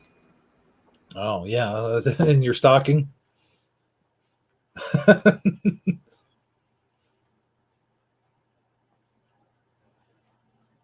Well, Armor just put the link up there. He remembers member berries. I told you, member. I remember too. Oh, it's some member berries. You know, Armor could do a pretty good impression of Cartman. That's how the one kid was talking. I remember the member berries. Yeah. Wasn't that Stan? No, it was a little kid. Oh, okay. It was the boys that figured it out to get the parents off the member berries. So, yeah. No, I think that was the member berries. The voice I was doing was actually the member berries because they talked. They were little evil things. They were bad. The member berries made you forget. Okay. I'll take your word for it because I don't remember the member berries. But you ate too many then. I guess so. Any comments, guys? This is becoming the Hebrew Michelle show. Uh-oh. Now wake up, Saggy. No. I'm here. Better because it's my turn to fall asleep online. Yep. I'm back. Believe it or not, from the time you hit play on that Moneybags video to right this very second, I was able to go in my kitchen and fry myself a cheeseburger. Oh, that sounds good. I'll tell you what. Let's talk about something else. Or how about you guys talk about something else while I go fry up a grilled cheese? On my Georgia. Not happening. You're not I'll going. just go make my quinoa salad then. Raven, if they both get quiet, mute. Just mute up. Because that means they've walked off and left us hanging, and they're not. He said, Not there. if they mute up, let's unmute them. Yep, we'll do that. Yeah. Can't unmute us, can you? Remember, Michelle, we were playing the mute unmute game. I think that was on your channel. But that was so funny.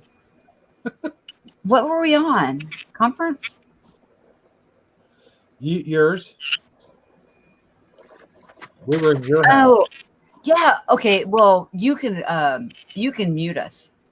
You have the power to mute us, but you kept unmuting, and I was trying to unmute you, but you were so fast at unmuting that I muted you as you were unmuting. So I was like, stop it. Yeah, that was in here. But we don't have the power or tools to mute each other. Only he, bro. He's got all the tools in this house. Would you even say that I have the power? No. Okay. you had to go push it just a little too far. Well, you know where I was going with that one. But you have the authority. Who do you think you are, Donald Trump? Hey, man, the Trumpster. Oh, no. Ooh. I'm kidding. I'm so non-political, but just had to throw it in there. Some people. Did you guys know that he does his own makeup and hair? Really?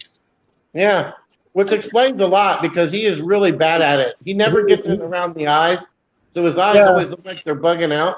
His eyes, to me, always look like he stayed in the tanning booth too long. Yes. Yeah. And they're spray-ons, and it's not a good tone. He should actually just forget it, Trump. Get in the booth. Don't have him spray, because you can see the glasses that he wears, the outline around his eyes. You're right. It's not a good shape for him. I just thought of something funny. Hold on. Here's who you can compare him with. Get out. Get out. Get out.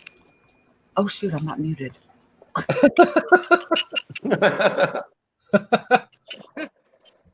It was like me yelling at my cat last night, and thank goodness I was muted. Well, if I could ever find a picture of him. There we go. Study this picture really well and tell me this doesn't look like Trump. Hold on a second. Too bad I can't do a side-by-side. I'm going to have to screen share it. Hold on. You guys are going to laugh if you see this.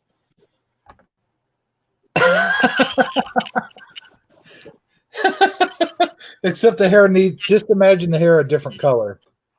Right. You know? It's got the spray on tan. You know, got the hair going. He was wearing his mask. Yeah. Did you see that? He must be social distancing too. Yeah. Oh my God, I'm Hebrew. Yeah, I need the side by side. That would be funnier. But anyway, I know we got a bunch more topics to talk about. Hey, Saji?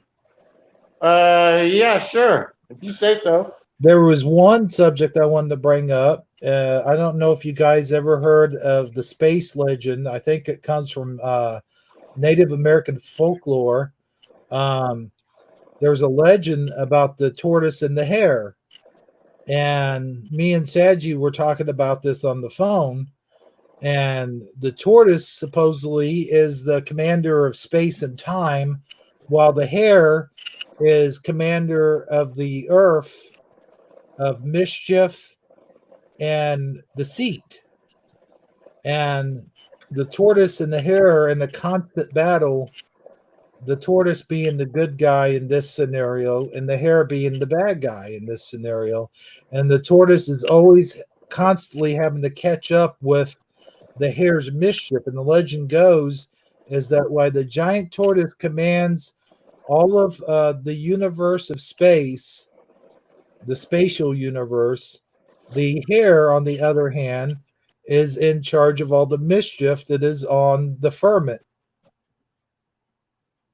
Did I say that right, firmament? I think you meant to say firmament.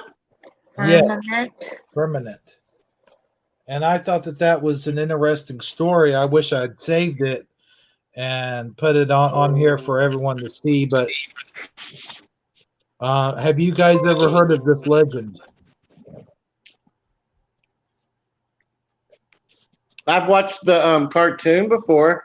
The rabbit is always like ahead of the race and takes time to dally, and the tortoise is coming along slow and steady and ends up winning the race.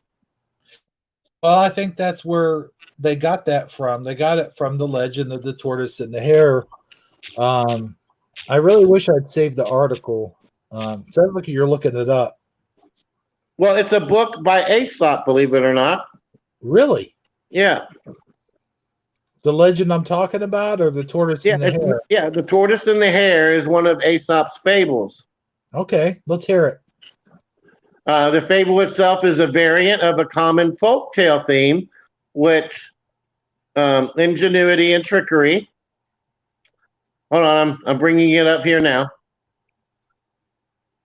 Where ingenuity and trickery, rather than doggedness, are employed to overcome a stronger opponent.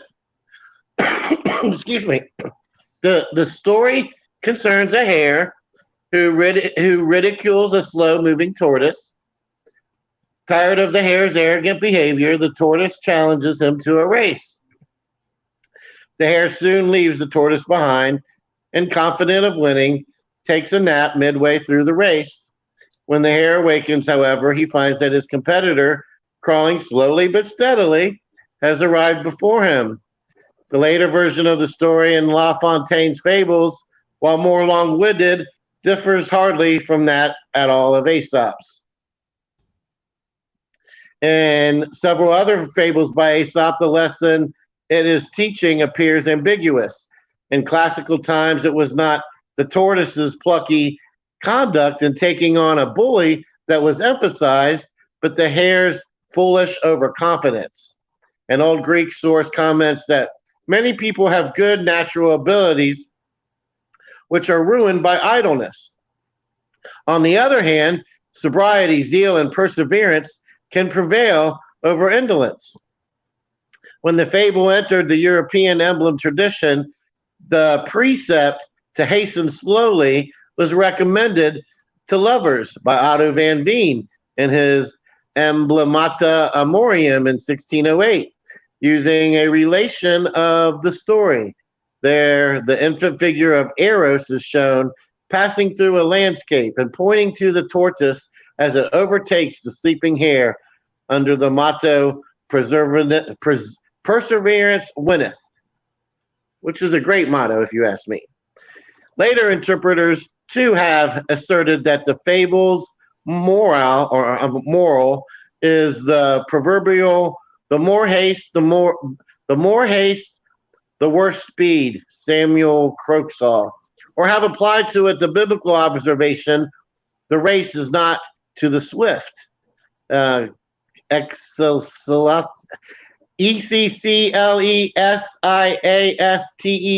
however you pronounce that, 9:11 of all things. In the 19th century, and after the fable was given satirical interpretations, in the social commentary of Charles H. Bennett's The Fable of Aesop, translated into Human Nature. And there's been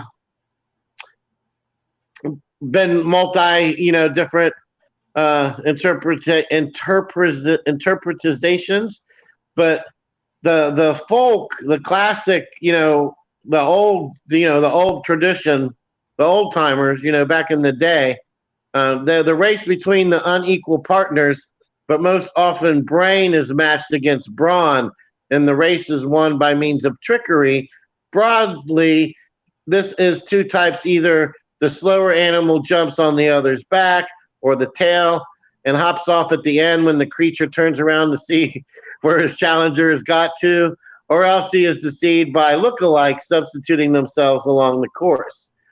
The Native American culture likes to emphasize the doggedness. The hummingbird and the crane agreed to race from one ocean to another. Though the hummingbird flies faster, he stops at night to sleep.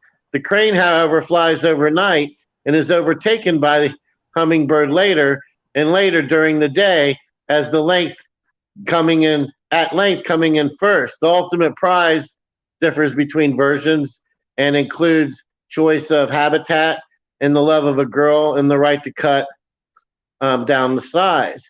I've also seen in when I first discovered flat Earth, I also seen representations of the tortoise and the hare being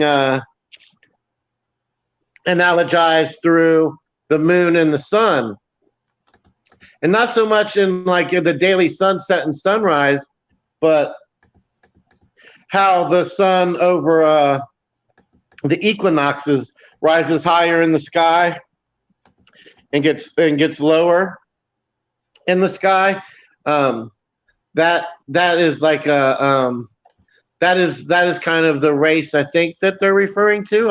I can't remember exactly for sure, but to make a long story short, it is a very common tale, and it has many adaptations and so many different ways in which it can apply, even to this day, which makes it such a good thing to know, I think.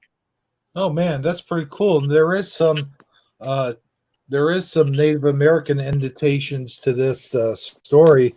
I always thought it was just a Bugs Bunny cartoon, but apparently there's a whole what do you call it? A whole lore about it's an ideology.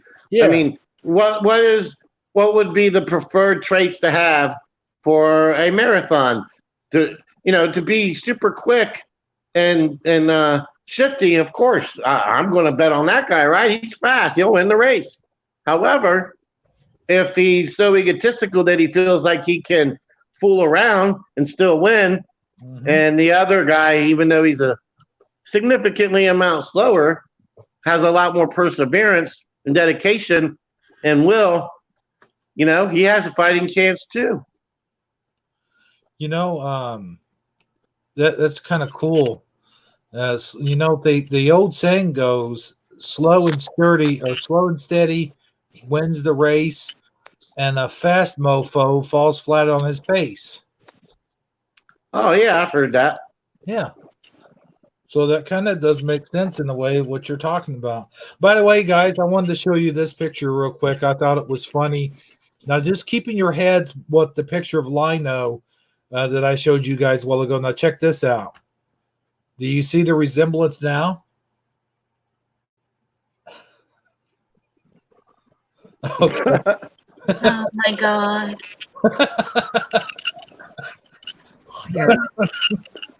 Okay. I just, I don't know. I got a kick out of it. That was good. That was good. Anyways, you sent me off on an errand.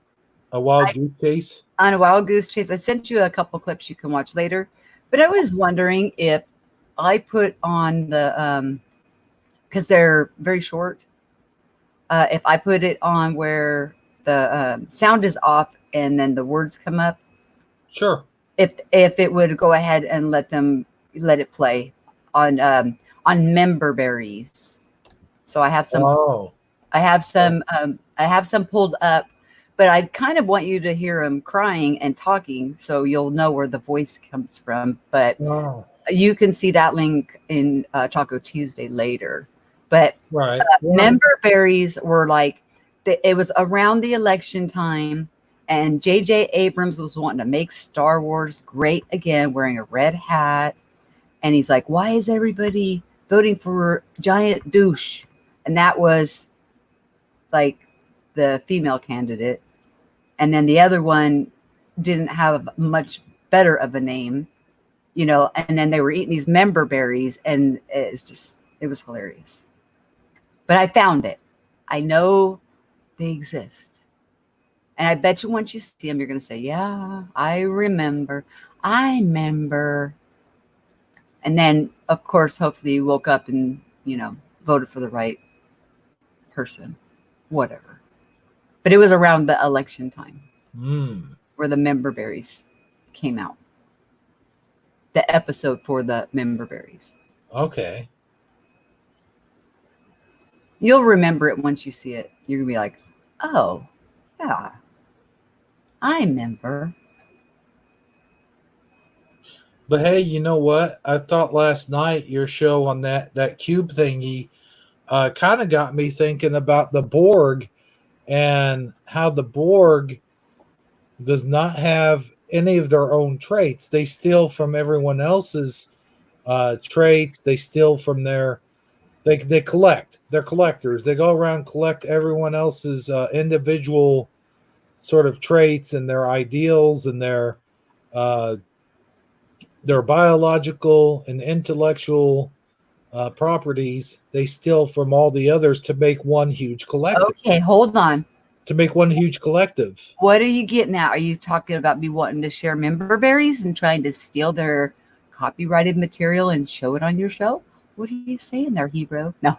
No. I was just saying how it's interesting. You're like, I liked it on your show, Michelle, how you reminded me of the Borg. No, it's okay. Go ahead.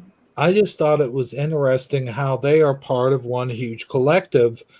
And you think about a collective and you think, oh my goodness, that's a bad thing. They're stealing everyone's stuff. But no, to be part of one huge collective, we are that already because we are all related in a way where I think a lot of us, like our brains and our thoughts, our ideals are integrated into one huge collective. It's all stored in there and we all share sort of the same. We're all individuals, right? We're all like each and every one of us are individuals, and that's a good thing. But we all are connected as one. When you get down to it, and I think you know where I'm going at with this, Michelle, because you've spoke about this before. How we all are sort of a part of the huge collective as a human race. Yes, but not like a Borg. We all are capable of independent thought and expression, and we're divine, and there's only one of you. Right. And you're perfect in all your ways, and when God looks at you, that's how he sees you. So with a Borg type thing, they're all doing the exact same thing, thinking the exact same thing, and then being a hive mind, where we're all one, but we're all different expressions also of the one. Well, it's like the YouTube song, we're all one, but we're not the same. You know? Yeah, we're unique. Right. Everybody's wonderful. Even when we're having a bad time or you know, trouble, or we're thinking it's trouble or hard times, there's still an experience to be gained from it. So there's a lot more going on. We don't understand it. God's ways are higher than ours, and there's reasons we don't know, you know, so we just go through it. If he brings you to it, you're going to make it through it. So, but yeah, I was not trying to be Borgish.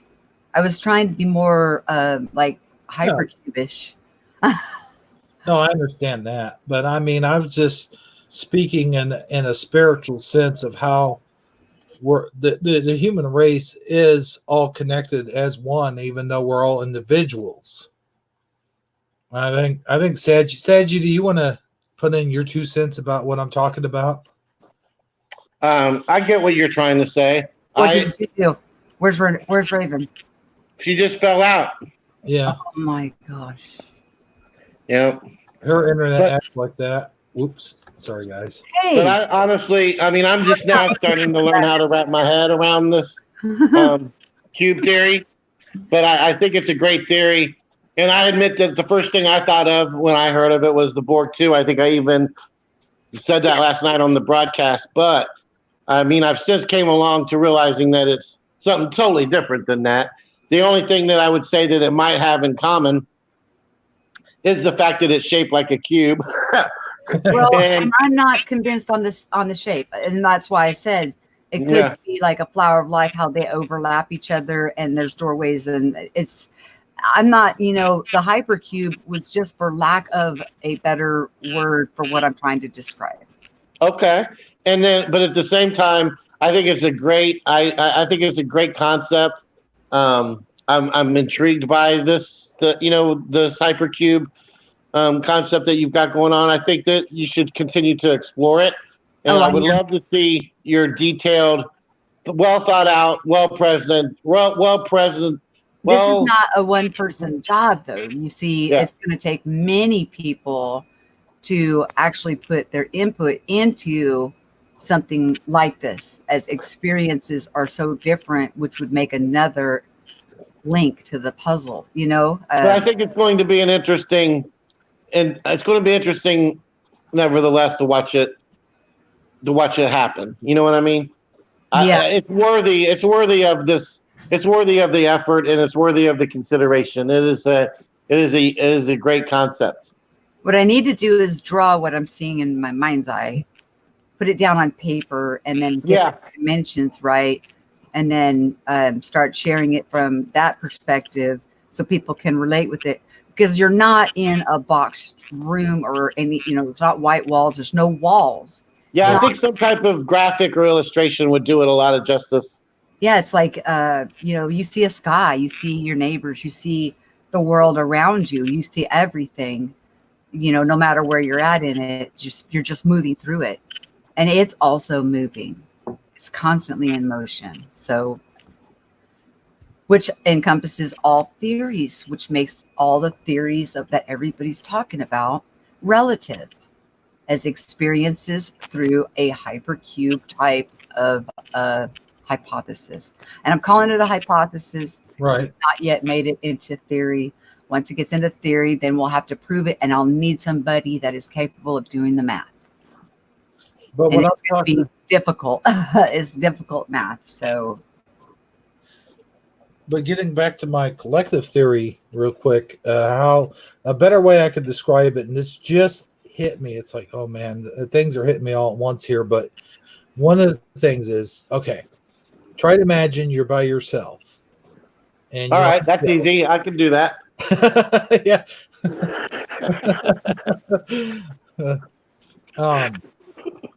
But you're by yourself, and you're in this area, and you're all by yourself, and you are you, and you are aware of your awareness, like you're aware of yourself being by yourself.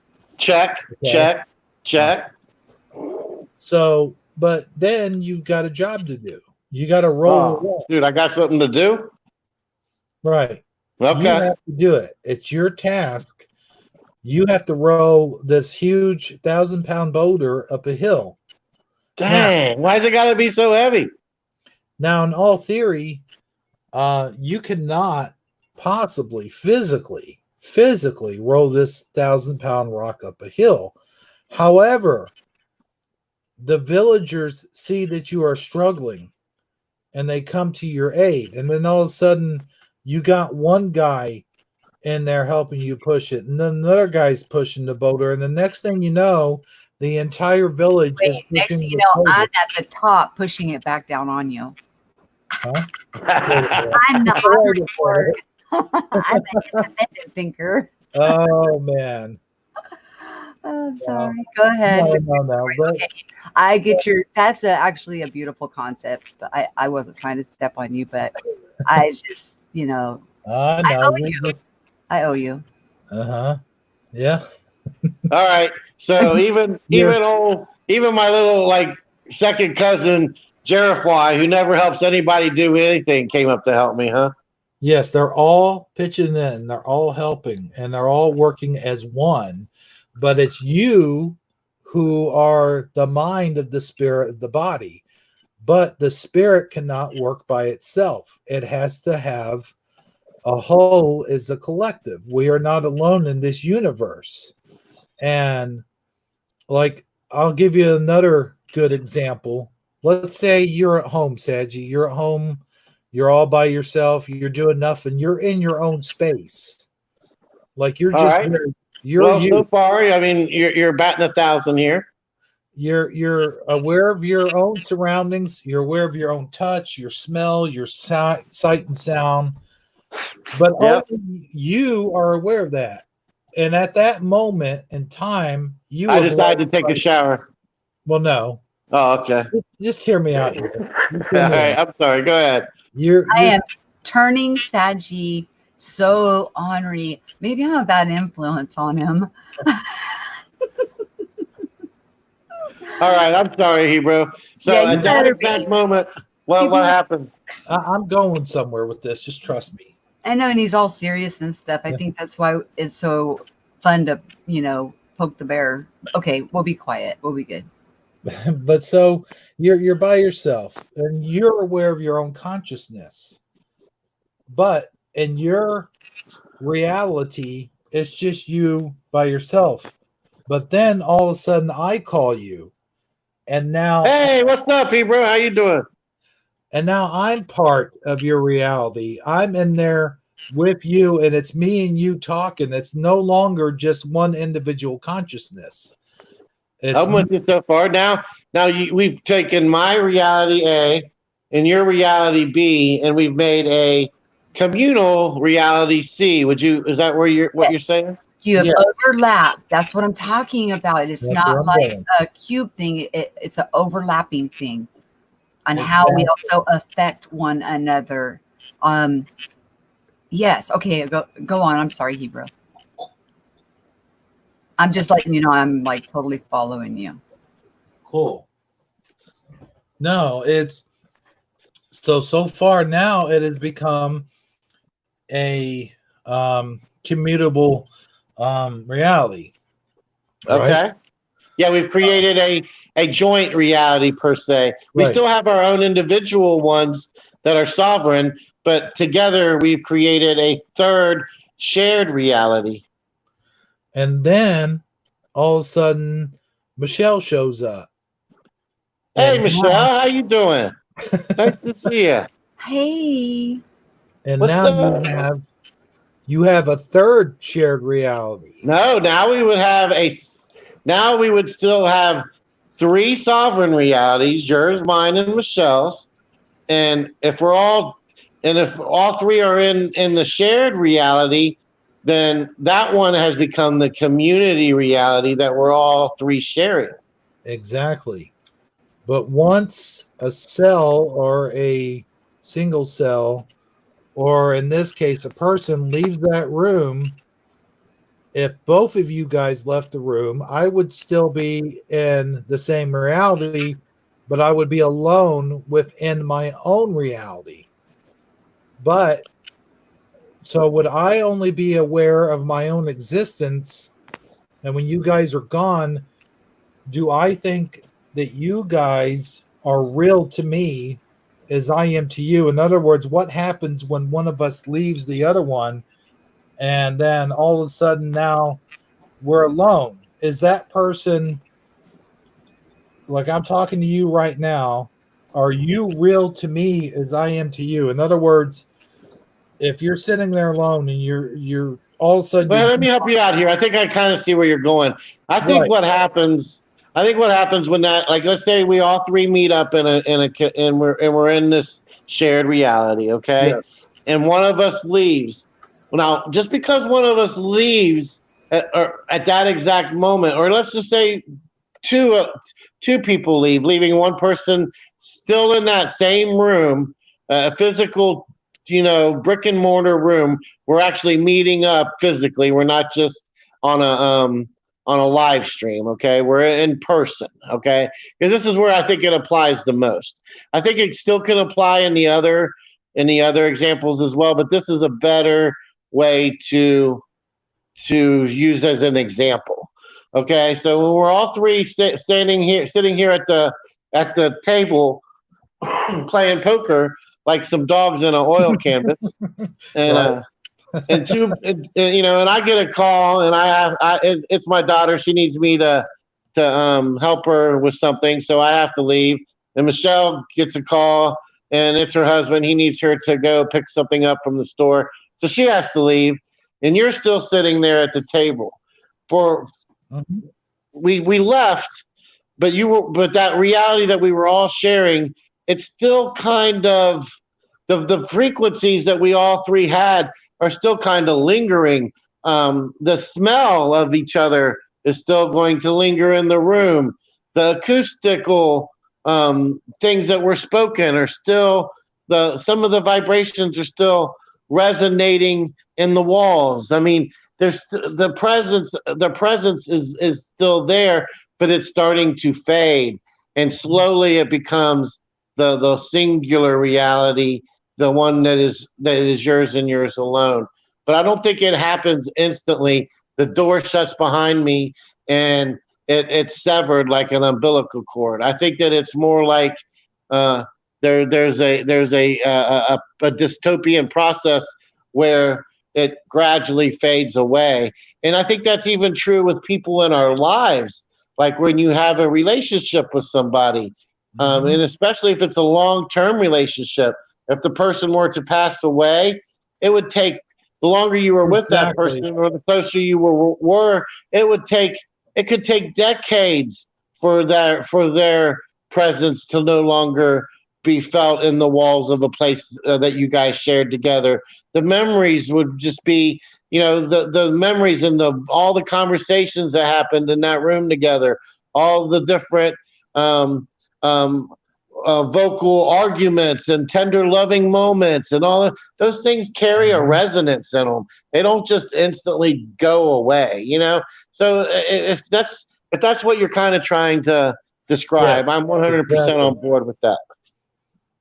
It's just like you said, like if I die, like I'm sitting here right now, you and I are talking, you and I have spent time together, we hung out, whatever the case may be, and then all of a sudden I die and you live on, and then you see everything that I don't see while I'm dead, but I don't know what you know to be reality anymore. I have a different reality because I'm dead, I'm gone.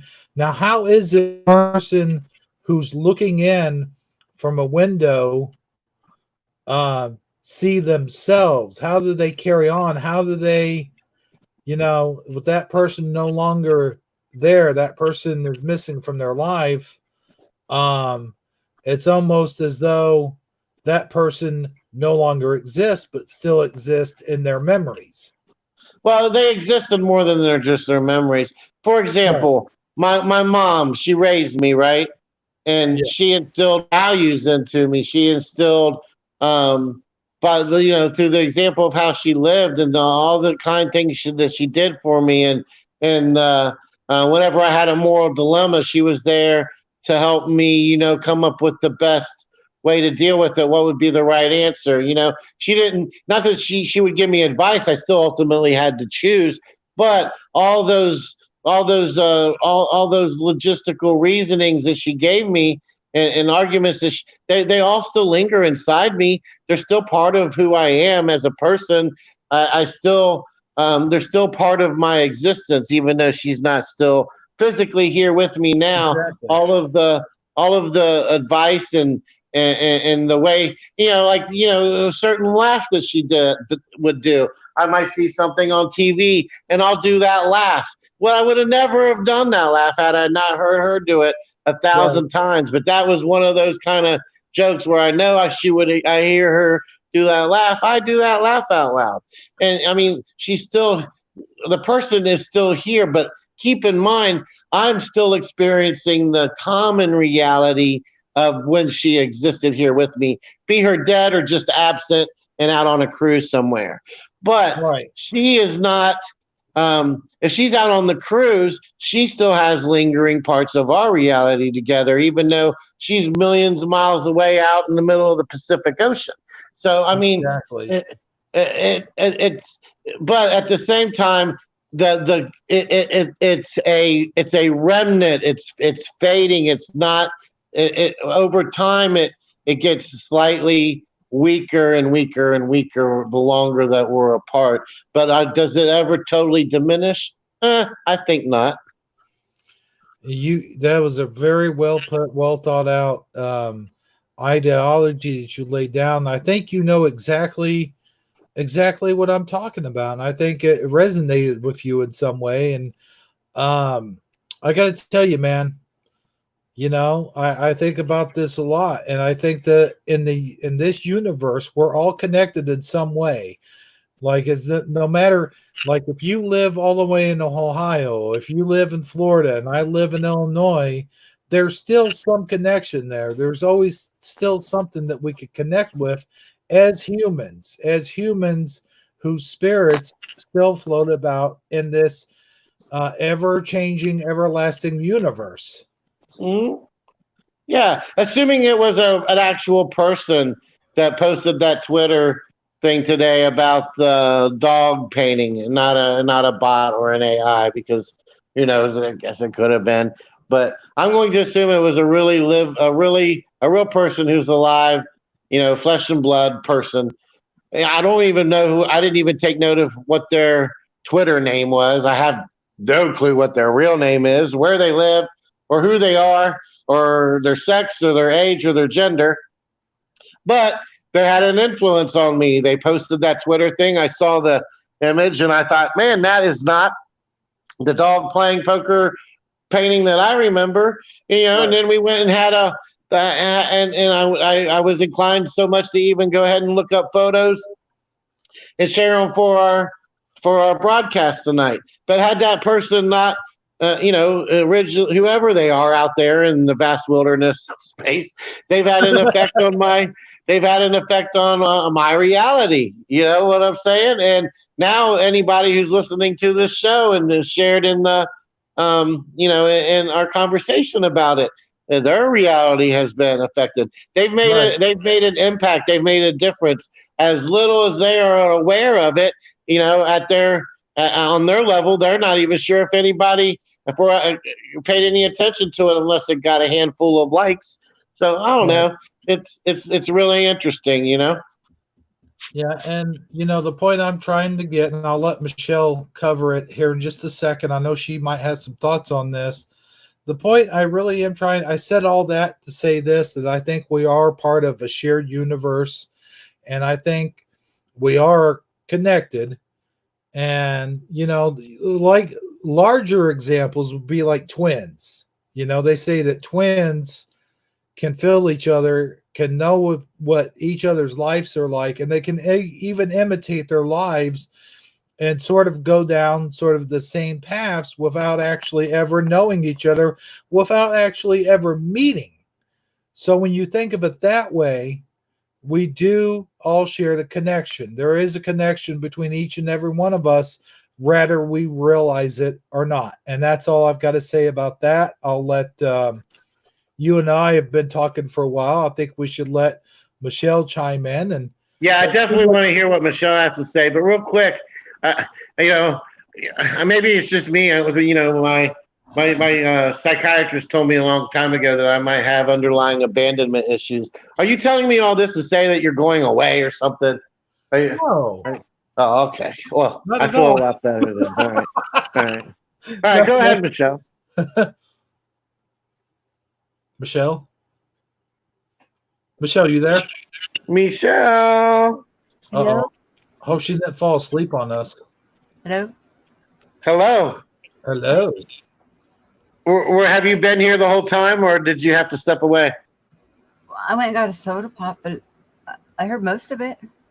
All right. Did you have anything you wanted to add? We started as a board. We rolled up a rock up a hill, and then we went to Mom's and the connection, and then like leaving, and then I think I got it. Oh, you want to know if I have anything to add? Right. I mean, brass tacks, what do you think about a shared universe? Like, oh my gosh, I've got so much to add. you don't even want to go there. I'm actually we got time to kill. We got time to kill. Go ahead. Well, no, I mean that just goes right back to the hypercube phenomena or hypothesis. But like I said, lack of a better term, okay, we're all three here right now talking to one another. We are sharing a space. We're sharing our energy. We are exchanging sound, which is frequency. We are resonating with the conversation. We are moving as one in a conversation that you are actually broadcasting out to a group of people who are in your chat room, who are adding to the resonation. And then we are becoming bigger and bigger on that respect. At the same time, one could be experiencing something and another can be experiencing something and another can be experiencing something, and everybody can be experiencing something completely different, like in your personal life. But like me having a cheeseburger, for instance. But for this moment, with our voices, energy, and everything that we're doing, we're resonating. We are sharing. We are in an entanglement of sorts, which we are always entangled, as we are all part of the one. And I think, when you look at scripture in in almost every holy book and in any kind of Gnostic teachings, or they talk about, okay, even Christ, we're in the body of Christ and we are all one. Okay. But we think that there's like a body of Christ and then there's a body of Buddha and there's a body of, but there's really not. There's really one body, and we are all expressions of that one that gave us each life and independent thought. We're here and we are created. So now we are able to experience, express, create. We are able to resonate with one another. That's how we know what we like and what we don't like. We grow from each experience that we have. And we also will find people that we resonate very well with. And then there's other people that we will find that maybe they will repel us. But you could come back to somebody that may repel you now in, like, let's say a year, but their resonation or your resonation changed. So now you merge up and now you get along with them, splendidly, fluidly. So that has to do with that, that hypothesis, and how everybody can be going through and experiencing separate things as we are all connected, and just moving through something that is constantly in motion, which our spirit, our soul, we are constantly in motion. Our soul and spirit, that it does not sleep. Our bodies need rest, but our souls, we go places. So if you think that, when somebody leaves here, I think of it as a graduation. If you think that they are gone, they're not gone. They're still a part of you. And sometimes they'll come talk to you in your dreams. Maybe you'll remember it. Maybe you won't. But they're not gone. They're never going to be gone, because they've been they're a created being. And so, if they've moved on out of this realm, I don't know. I think there's a great possibility that we will see them again in another realm. And just like, when you think about King David, when he lost his son and he was fasting and praying that his son would live. And then right after his son passed, he began to eat. And then the prophet comes up to him and says, well, when your son was suffering, you fast, and now you eat. And he says, well, I know that I will get to go and see him again where he went, but there's nothing I can do to bring him back to me here and now. So therefore, he's going to eat and take care of his body. So I don't think that when we leave from here, that we will never see each other again. We are all one big family that is constantly expanding and growing. And it's a phenomenal, it's a huge topic. It's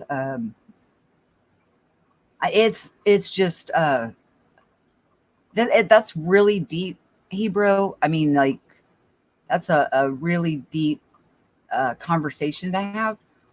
But again, just like with that hypothesis, wrap your mind around that idea, keep thinking about it, and add to it. It's not something that I know it's not a Michelle idea.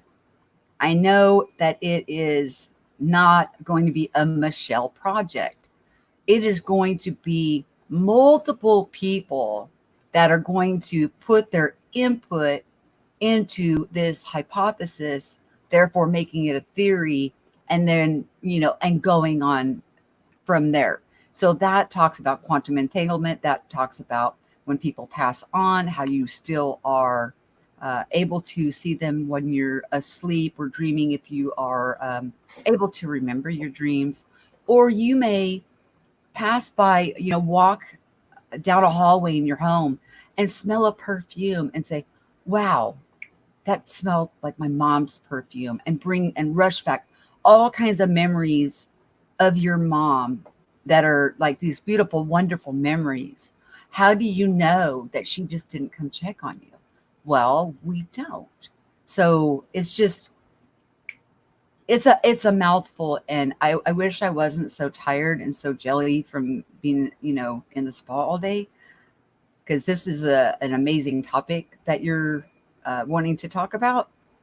And it's definitely something that I think, is worthy of more exploration and more conversation, and growing more into it to understand the resignation, and how, when we get off our call tonight, you guys don't leave my mind, you don't leave my heart, so therefore you don't leave my reality.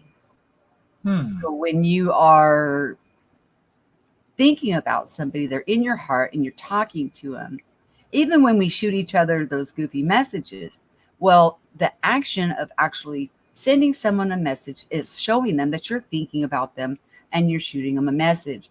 Well, you don't do that unless there's some kind of a resonating bond that is forming. So, that's just another way of talking or thinking about, how we are entangled, the one, but different expressions with our own sovereignty and choices to make.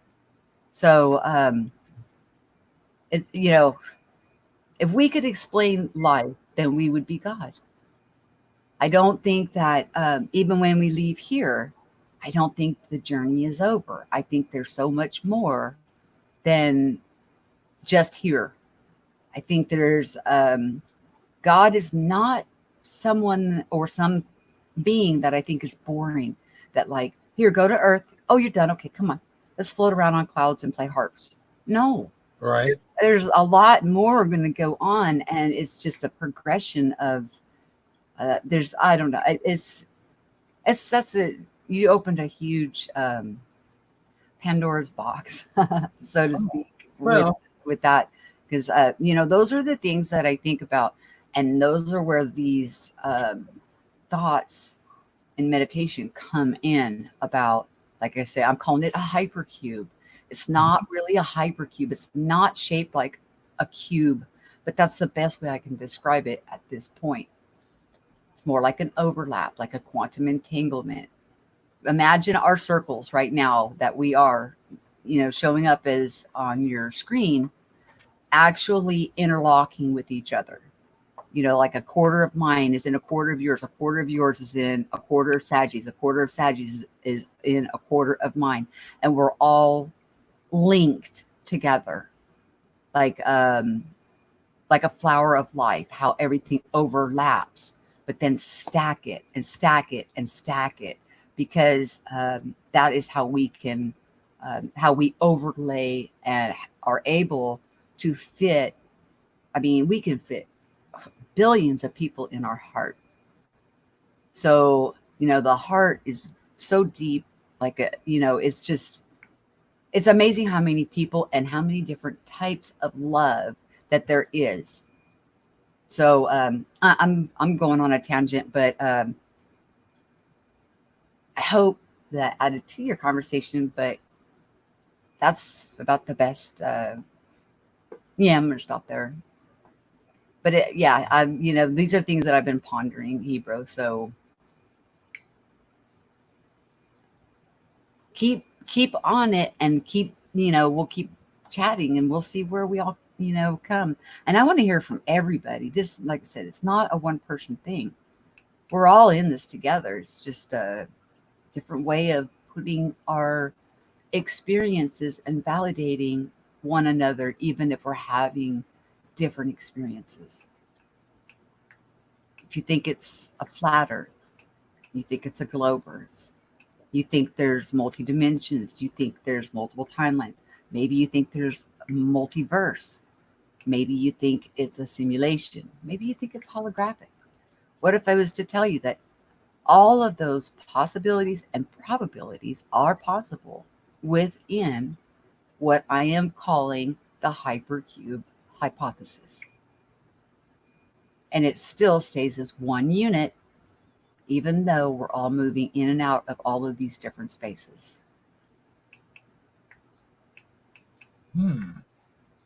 Well, I got one thing to say about that. You know what? Just what? Here's what I have to say about that. We are the Borg. Lower your shields and support warships. We will add your biological and technological distinctiveness to our own. Your culture will adapt to service us. Resistance is futile. And you know what? I don't want bored people. No, I know. I want colorful people. I want to be around people who aren't ashamed to be themselves. That's right. At the same time, are able to express respect and love and unconditional love for somebody else who may be a bit different than them. Well, you know what? When I think of the Borg, I actually think of our government and the way it's kind of acting right now. They're demanding. When I think of a tyrant, I think of our no.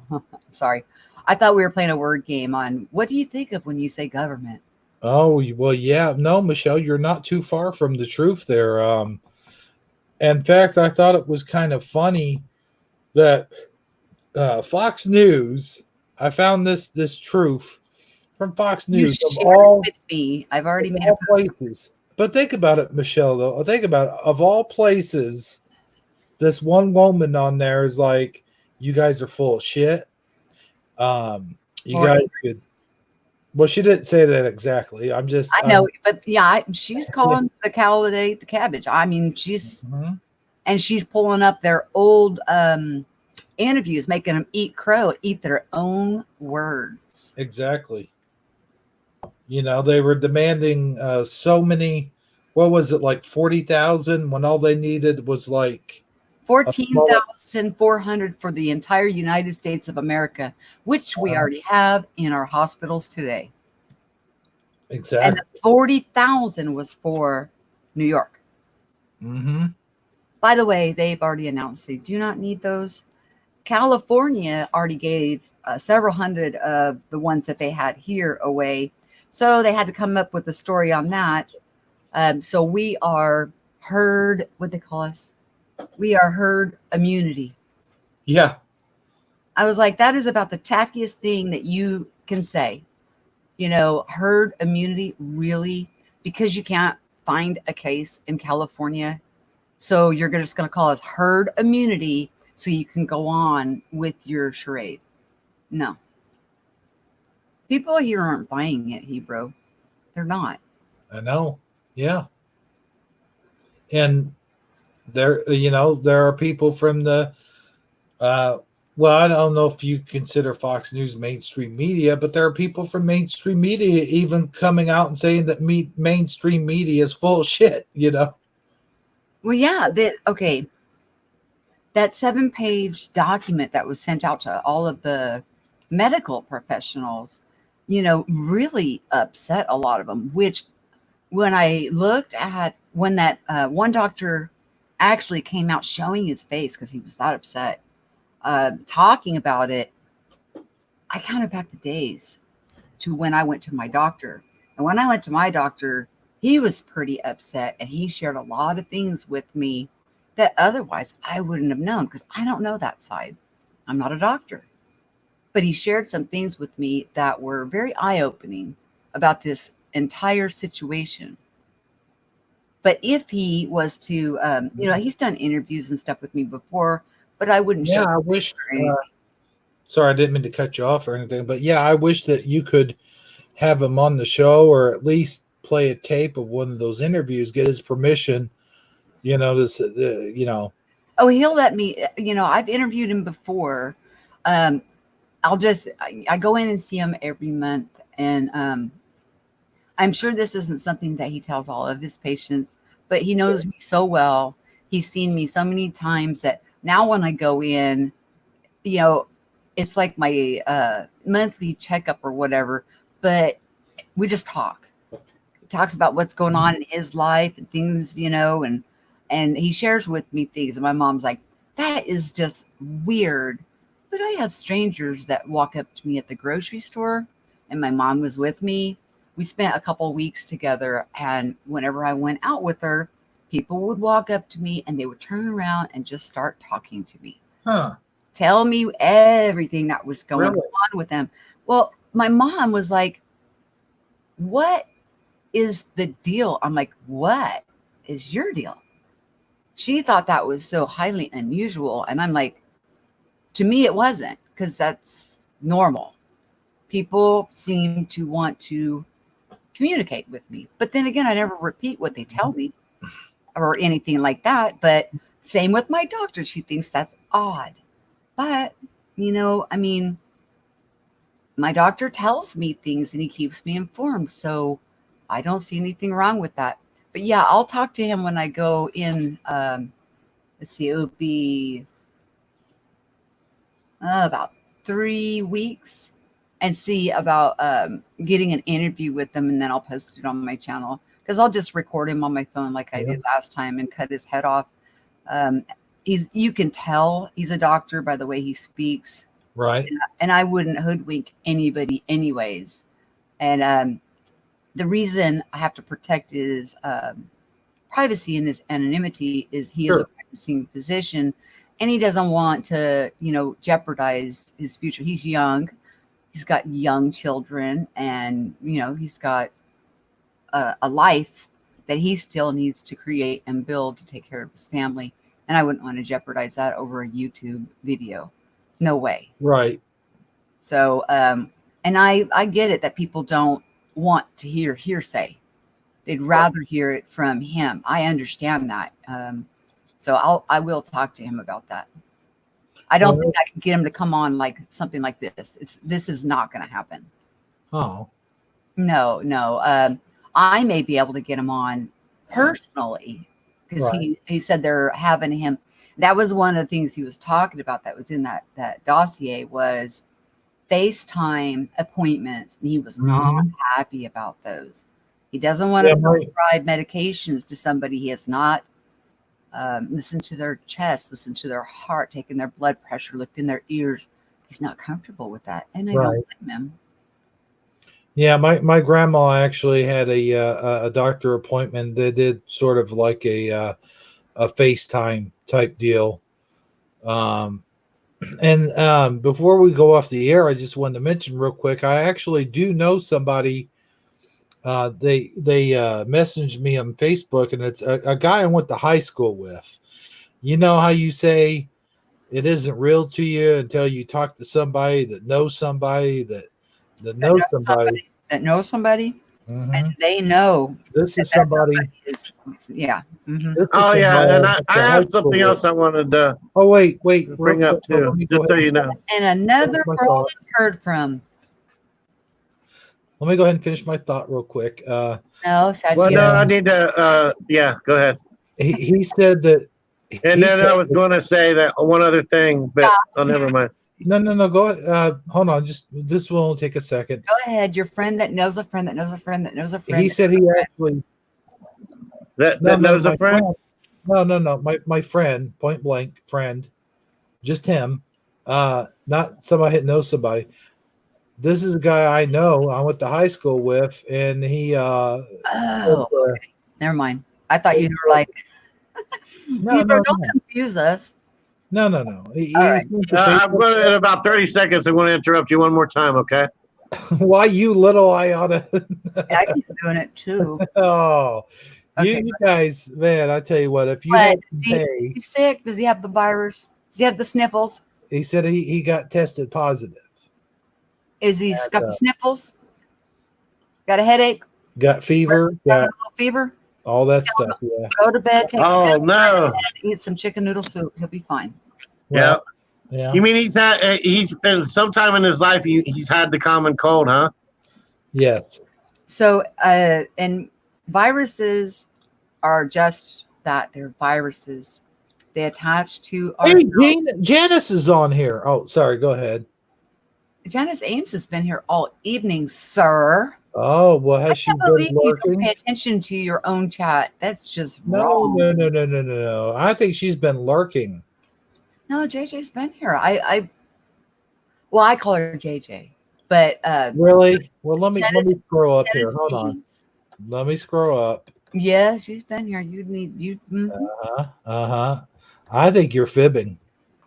No, she's been here for at least. Oh, Michelle. How long you been here, Janice?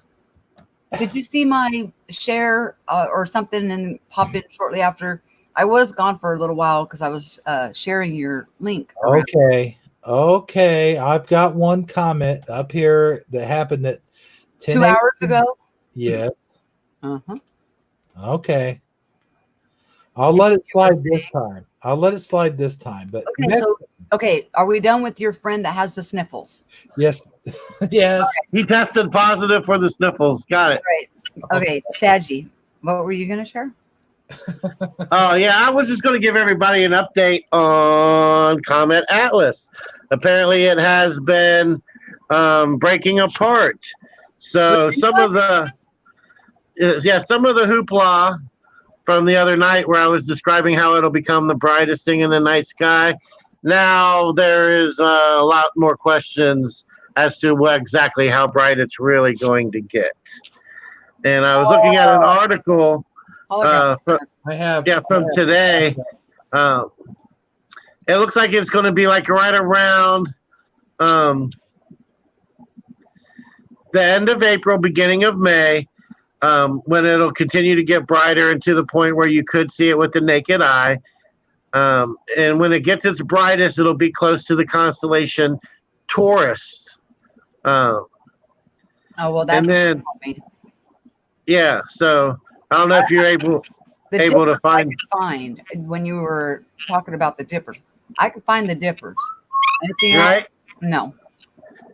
Well, that's where it's at now. If you want to try to look for it now, and you're ready to go stargazing, it's right in between the Big and the Little Dipper. Okay, I can try and find that. Now I'm going to tell you, the Big Dipper and the Little Dipper have moved on me. It really freaked me out. That was another one of those. Oh yeah. Oh my gosh, moments when you can see the Big Dipper and Little Dipper almost any given day of the year, and you're only supposed to see them. What is it, like 3 times a year or 2 times a year? Yeah, and now the Little Dipper is above the Big Dipper, and I always remembered it as the Big Dipper being over the Little Dipper. Pouring into. Yeah. Yes. Yep. They're not like that anymore. They're not. Oh, by the way, I don't mean to interrupt, but you see the comment from CJ Wood? Yep. See, I do have one supporter. How do you know it was you? Well, the name Hebrew kind of gives it away. Just saying. She said, please let each other talk. Jeez. No. It says Hebrew. Well, just read it in its entirety out loud. Please let each other talk. Now, wait a minute. Where are you seeing the last one? Comment. Okay, but look at the comment before that. She was getting annoyed with us consistently interrupting you. That's right. Mm-hmm. Yeah. I apologize, CJ Wood. That's just a running bit that we have here on the show. sometimes Hebrew does it to He me. told us to in the private I chat like it. here. Yeah. We're just going along with the show. It's not our fault. We're just props. Yeah. So, but I do apologize. I did not mean to annoy you. It was not. My intention was not to annoy the audience. It was to be funny. So You're I guess. just doing, And Yeah, I get- no more. I- Don't ask us to do anything anymore because it's up No. to Yeah. chat. you're just being yourself, Saji. Right. I just like it when you say, "Oh, you." I just like to get that response out of you. You know.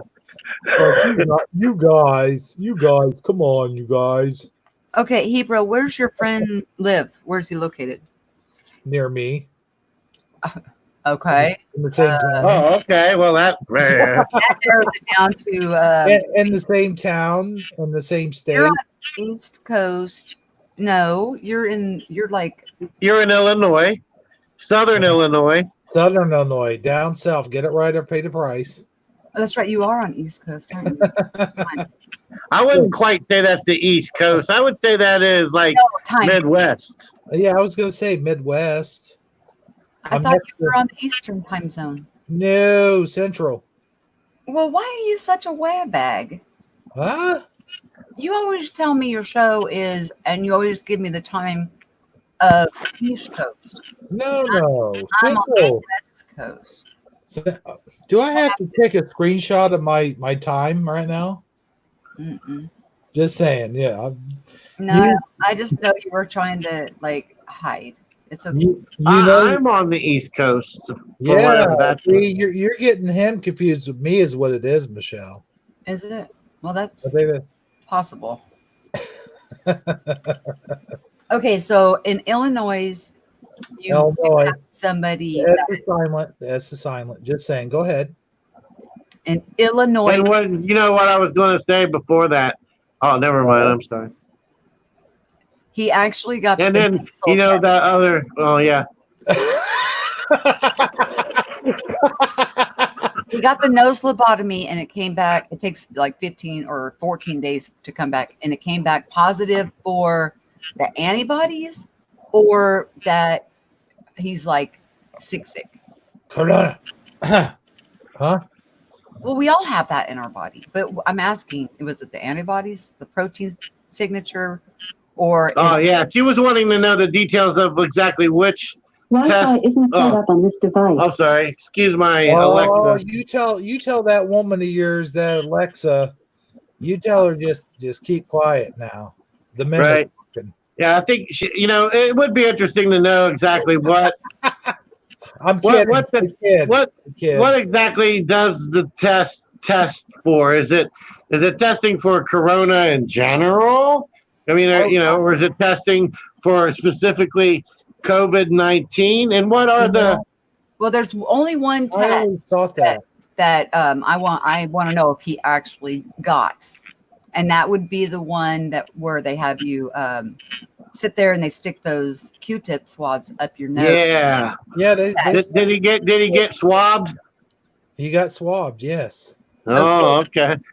And with that testing, Now wait a minute. then was it the protein antibodies or is he sick? Well, How's now, he handling it physically? don't you get all scientific on me now. I'm I'm just going by what my doctor told me. I'm sorry. I'm kind of slow there. Okay, just saying. He probably doesn't even know what they stuck up in his nose. He just conformed and did what they said to do. Well, his Well- doctor should know. Is whoever sent him and referred him to get the test? I've got a picture. If you guys want to see how. Oh wait a minute, his face is always that red. Never mind. Huh? Oh my God. See, this whole thing was a bit, CJ. I told you. It was not a bit. That's No. why he tells us we're props. It wasn't all a bit. It's all a bit. No. Somebody tested positive for a runny nose. No, seriously. They're though. sick with a runny nose. No, okay then. I'm done. No, you're not done. I'm done. Okay. He's obviously not in the hospital because he's telling you. He's like talking. So has he exuberated any symptoms? Have you hugged him? Would you shake his hand if he came over right now? Do you If consider you a talk to kiss? him in person, Do you consider a kiss on the lips a hug, or what are you if you talking kiss about? him on the lips, that would be relevant information. Oh, okay. No, well, just for everyone's information, I didn't do that, but you know, uh, I wouldn't put it past you. well, I'm Italian, so I mean, that's just the normal thing in Italian, No, CJ, he's not saying he doesn't. My doctor's not saying that he doesn't believe what's going on. What he's saying is they do not have the tests to test people. So a lot of the positives that are coming back are from symptoms, not actually from the testing. He actually does not have any tests, and we have a huge shortage of tests.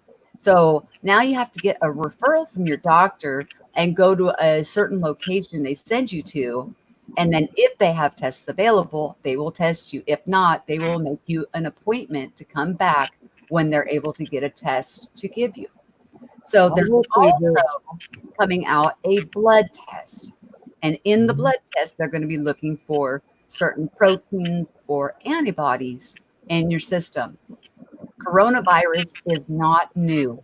Coronavirus has been around for a very long time. And you can test just for coronavirus, and then they're supposed to somehow be able to specifically test for COVID-19. But that particular test is even harder to come by, and the science behind what they're actually testing for to determine if it's COVID-19 is yet to be shared with the general public. Right. Did I tell you guys real quick? Did I tell you guys real quick? Hold on, Ebro. Let's stay on this topic because she was asking. No, I'm on topic. I just go ahead. Okay, they're talking about coming out with this finger prick test. Okay, that's not going to test. It's going to have to be a blood draw. It's going to have a draw of a vial or a few vials of blood in order to isolate these proteins or antibodies in your system. Now, so my doctor is not saying he doesn't believe what's going on, but I guess it depends on what tone I say that in. My doctor's saying he doesn't believe what's going on. If I say it like that, some of the things that he was asked, he is not comfortable with. And yeah, you can say it in that way. He doesn't believe what's going on. And the other things, he just likes to give me a heads up of what is going on. And I have no problem sharing that. And the next time I go see him, I'm going to try and do an interview with him and share that with people, because hearing it from me is hearsay. Hearing it from him, is different. But I won't show his face, and I'll keep his anonymity. But there's a lot of information that we're just not aware of. And he has not had one case. He owns the whole practice. He's got his side, and then he's got like 7 doctors and an urgent care. And that's another primary care on the other side. And he's got an urgent care. And he has not had one positive COVID patient, not one. With all of those doctors and, all of the patients, not one positive has come through. So I'm done here. That I just wanted to make sure that she understands. My doctor takes the medical profession very seriously, and if there was a problem, he would definitely say so. Okay, the Walmart parking lot in the one town has a test site. Okay, on Walden Avenue, and he said that to you, and that was Michael Fontaine. Michael Fontaine. Michael Fontaine. Michael Fontaine. What? Ebro went to go cook something to eat. He'll be back. Oh, okay. He's mad. I cut him off. Well, I seriously doubt it. She was asking a serious question, so. I know, right? And then he leaves, and all of a sudden, silence. I know, because he was using us as props when she asked the serious question. He's like, "Zoom." He's out of here. It's funny when you say he uses us as props. I think of him as like I envision like this wannabe magician, but his act is just not going right. Like he's trying to saw the lady in half, and he puts the saw in and real blood squirts out. He has one of his others just wheel that off to the side, and he tries another thing with another prop, and it goes awry as well. Well, maybe he just needs to get better props. I know he's gonna fire us. He'll fire me before he'll fire you. That I'm sure. You have to get hired before you can be fired. Is the way I look at it. We need to get paid. Right. This is volunteerism. He gets what he gets. I need to fire both of you, actually. Oh, he was here. We're in trouble. No, so go ahead. I put a song in when I come back Taco Tuesday for you to use for the outro song. Oh, really? Yeah. If you don't mind, and you're willing to risk the potential of a copyright strike, you might. I can't. I can't do that right now. Is it your own? No. Or you could just play a couple seconds of it here or there throughout the show if you want. Don't. There's so many people that are being taken down. Don't. Yeah. I had my live stream taken down the other day. You did? You didn't mention this. Yeah, for showing Jesus of Nazareth. Oh, wow. Really? Yeah. It was. Who? Easter Sunday. Thursday. Thursday. Mm-hmm. That's wrong. I did, man. It's like, really? So they're not letting us. What I said right before it, and I wrote it down in words, put it on the screen before it even played. I said, this is for educational purposes because, you learn about Jesus. I mean, what is the deal? I could see if it was like the Passions of Christ or something like that, because that's even teaching. Huh? Even teaching. Yeah, teaching, right. For teaching purposes. But what's funny is I put up my Ghostbusters movie the other day, which nobody watched, by the way. Wink, wink. You should put it up as. Oh, you can't. I was like, you should put it up as monetized and just let them take it. But no. It's funny because my Ghostbusters movie I put up, which has all kinds of copywritten songs, they didn't touch it. But the Jesus of Nazareth thing, they take down my live stream. It's like.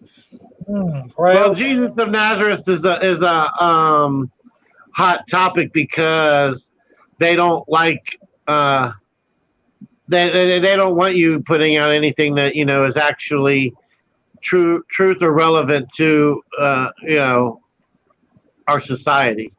Right. Oh, I'm sorry about your fly joke, by the way, Michael.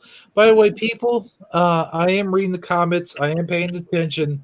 But sometimes let's get an update from the comment gallery. What are they saying? I'm going to put you on mute, man. No, you don't mean to interrupt me. You just do it on purpose. He's just really geared up and excited. I know. I'm kidding. You went too deep. You know what? It's kind of your fault. You went really deep, and that's how you get Saji wound. Is you go deep. That's right. Yeah. But no, I just what was I even going to say? Oh, comments about the comments. Lotar 900 the other day got on to me for not reading comments. He's like, "Well, great, man. I'm just going to leave then." And I don't mean to call anybody out like that, but it's like, dude, we're in the middle of a conversation. We can't really stop and look at comments all the time, but we did get to it eventually. We should actually try to do that. at a certain point in the show, go back and if they have a question, like the way other people do it is, if you have a question, write the comment in all caps, and that way we can go back near the end of the show and look for any comments that were wrote in all caps, and if there were a question, we can answer the question. We can, but the point I'm trying to make is we can't always see all the comments, and we did get to his comment later in the show, but he was gone by that time. Oh yeah. So you can't always get to them in real time, right when they first post them. That's true. If we're in the middle of a presentation or something like that, yeah.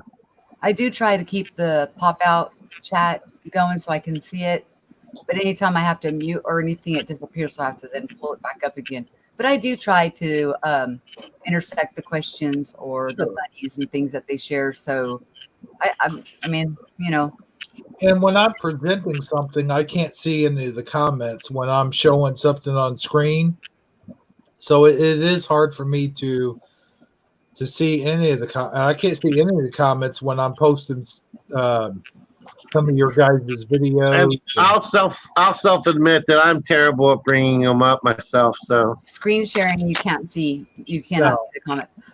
Michael Fontaine wrote that fly joke when he was 18 years old. Really?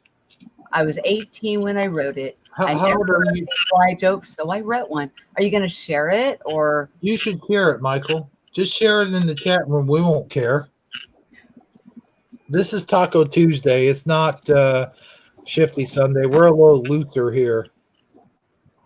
You got to remember the other day. Luther on the brain, or Luther 900 on the brain, or are you saying we're a looser type show, like more tolerant, or are we a Luther show? We're Luthor. You got Luther on your mind. Luthor. Is it Luthor or Luthor? Who for? I thought it was Luthor 900. That's what you just said to him. This isn't Shifty Sunday. It's Taco Tuesday. We're a little Luthor. Oh, I thought I said Luthor. I was like, what? Wait, no. I didn't say that, did I? Saji, did he say Luthor? Because otherwise, I don't know what you said.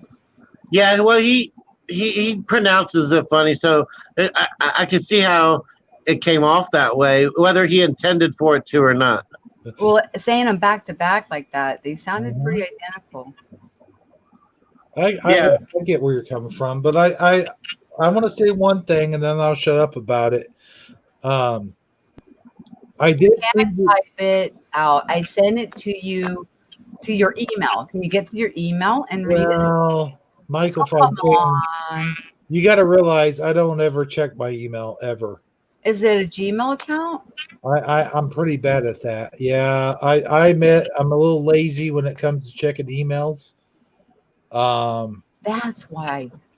No, I'm just kidding. But I was going to ask you if you had any entries yet for the contest. You know what? I need to check on that. And it's a good thing you mentioned that, because I was going to mention that just now, is that the contest sponsored by Lorraine Lamour. Yes. Should we explain the contest since we're on here and not on a different channel? Sure. Yes. Before you go into doing that real quick. Wait. I decided to check the comments, and I saw a comment from CJ Wood asking if we're saying the virus is fake. I'm not by any stretch of the imagination trying to say that it's fake. I do think that it has become politicized. I do think that it has been somewhat exaggerated. But do I think that it's fake and that it's complete? It's on the back of our Lysol cans. It is not a fake virus. No, it's not fake. I just think that it's been over. I think it's been used as a. I think it started. The effect may have started off as a genuine reaction, possibly. The government and media. The huge reaction that we all had, but I do think that it has since turned into a monster. Yeah, it has since turned into powers that be using it for their own personal agendas to accomplish certain things that they know they couldn't get away with under normal circumstances. The opportunists are now seeing this as an opportunity to take advantage, and that's what it's become. And also, you're going to start noticing on the news, some people are going to start eating that humble pie pretty quick because the information is coming out. So, just, if you are one that is, that watches mainstream media, the humble pie is being served. It may take a little while for it to be actually taken a bite out of and digested. It's a big thing to tell your country that you put them through such fear and terror. It's a terrorism. So people are so frightened that they're polarized. They don't know how to respond or react. So they do the social distancing. They're staying away from their family. They're not hugging each other. I mean, it makes you want to cry. It really does when you think about it. But fear is a powerful weapon. And the humble pie is coming out. It's starting to leak out already on mainstream media. So just keep your eyes peeled. Always the truth does come out eventually. And everybody, we're all going to be okay. We just got to pull ourselves back out of this. We're in a huge recession due to this anomaly that we have just undertook. It can turn into a depression very quickly, but we can also change that, and we can turn the economy back on and around if we all work together. That's the part that makes me upset. Yeah. You know? I just hate to see so many people so scared when now that the numbers have actually went, and things are starting to come to light as to actually how severe things really are. It's turned out to be a big nothing burger compared to what we originally thought it was going to be, which I'm thankful for. Don't get me wrong. I'm glad that it's the case, but I just really feel bad for all the people who, were truly sitting at home scared and afraid that, they might die because of this new scary virus that's out. And that's not to say that it don't exist, but I don't think it's nearly. I think it was a case of the big bad wolf being overly big bad wolficized. If you can get an entire world to self-isolate over a cold, imagine the power that they have over people. It's scary. It's absolutely terrifying that they can frighten people to the point of not able to even critically think or discern or to look around them to see if anybody is sick. It's pretty scary. But we're going to pull through this, and we'll be stronger for it. But as the humble pie is being served, the American people will start getting a bit angry. Whose email address is up on the screen right now? That would be Jeremy. That's the one he never checks. Why is it on the screen then? That's just wrong. That's Hebrew. Hebrew. Why are you giving Hebrew. him an email address that you do not answer, that you don't open? Oh, never mind that for right now. Oh, is that a prop? A prop. No. Let me read this real quick to you guys. You got the joke. Okay. Huh? You got the joke? Yes, I do. All right. So, and this was wrote by Michael Fontaine. When he was 18. All right. I was walking past a pile of shit. I don't know if it was dog shit or something, but it was covered in flies. So I said, "How come you never heard of any fly jokes?" So I went home and I wrote it down. Okay, that's what he wrote. All right. Okay, 2 flies on a date. Okay. 2 flies out on a date at a restaurant, and the waiter came over to the table and asked if they were ready to order. The girl flight ordered first, then the male flight ordered. So the waiter said, coming right up. So he walked away. Then the male fly, sniffing, and asked the Tamil, okay, fly, what The is female fly. the female? Well, yeah, I guess that's what that word is. Female fly, what is that perfume you're wearing?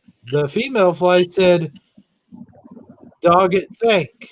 The male fly says, oh, smells like shit. Huh. Okay. She's wearing Mr. Poopy Butt. There you go. Yeah. Poopy Butthole.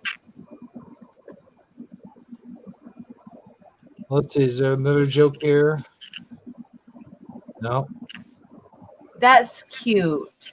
Thank you for sharing that. Okay. There's a lot of stuff here. All right. I'm done. There you go. There's. Oh, crap. Am I still here? You're still here. Shoot. I wanted to say real quick, on my way back from the liquor store is the hospital. So I drove by my local hospital on the way back from the liquor store, which, by the way, the liquor store is right across the street, like literally right across the parking lot from Walgreens. So, you go get your prescriptions and then go get your alcohol, and you're good. Yeah. By the way, alcohol totally, in most cases, ruins the effect of any pharmacological medicine that you picked up at the pharmacy. If you like from a dairy cow? That's not really true, though. Like farm, like FARM, dairy cows and pigs and chickens and what'd you say? Pharma, like PHARMA, pharmaceutical pharma. Oh, like big pharma. Just say big pharma. Yeah. A lot more often than not, if you drink alcohol, it affects the ability in a negative way. Affects the ability for most prescription medications to do what they originally intended to do. So I know that's true for antibiotics. Jinx, you owe me a soda pop. You owe me a soda pop. Jinx, jinx, jinx. We said it at the same time without interrupting each other. That's right. But I digress. And so on your way back, you drove past the hospital. Uh-huh. I drove past the hospital, and out of curiosity, I'm looking out my window, and I look over, and I did see a tent for the test, the coronavirus testing facility thing, the majiggy. But I will note in my logbook that there was nobody there. Like this was the middle of the day. Like, where is all the people? Why aren't they being tested? That's just certain thoughts that came to my mind as I saw this empty parking lot of this empty hospital and empty testing tent. Like, did they take a break for lunch? I mean, what's going on here? Yeah. Well, apparently they're spacing them out. They don't want to line the form at the tent, so that could have something to do with it. But yeah, interesting observation, nevertheless. There was nobody. I mean, no attendance, no security, nothing sitting out. Well, there was some nurses, I guess, sitting out there, but they were having a cigarette. So really, I mean, that's the situation in my area. What I want to know is from all the chatters out there, and maybe you and Michelle can answer this too. Have you guys drove by your local hospitals lately? They're empty. Hey, let me bring up something that CJ's talking about, because she's along the same wavelength of. I talked to Saji about this too, about pulling out of this, and I actually have talked to you about this too, Hebrew. That when we start to pull out of this, it's going to take a while. Shutting down a country we've been completely shut down for 28 days. It's actually been about 7 weeks since they recommended social distancing and isolation and wearing masks. Yeah, it was March 13th when he shut down the country. Okay, so with that said, that's the but each state was able to enforce it or do whatever in their own state, which was interesting because some states really got brutal with people.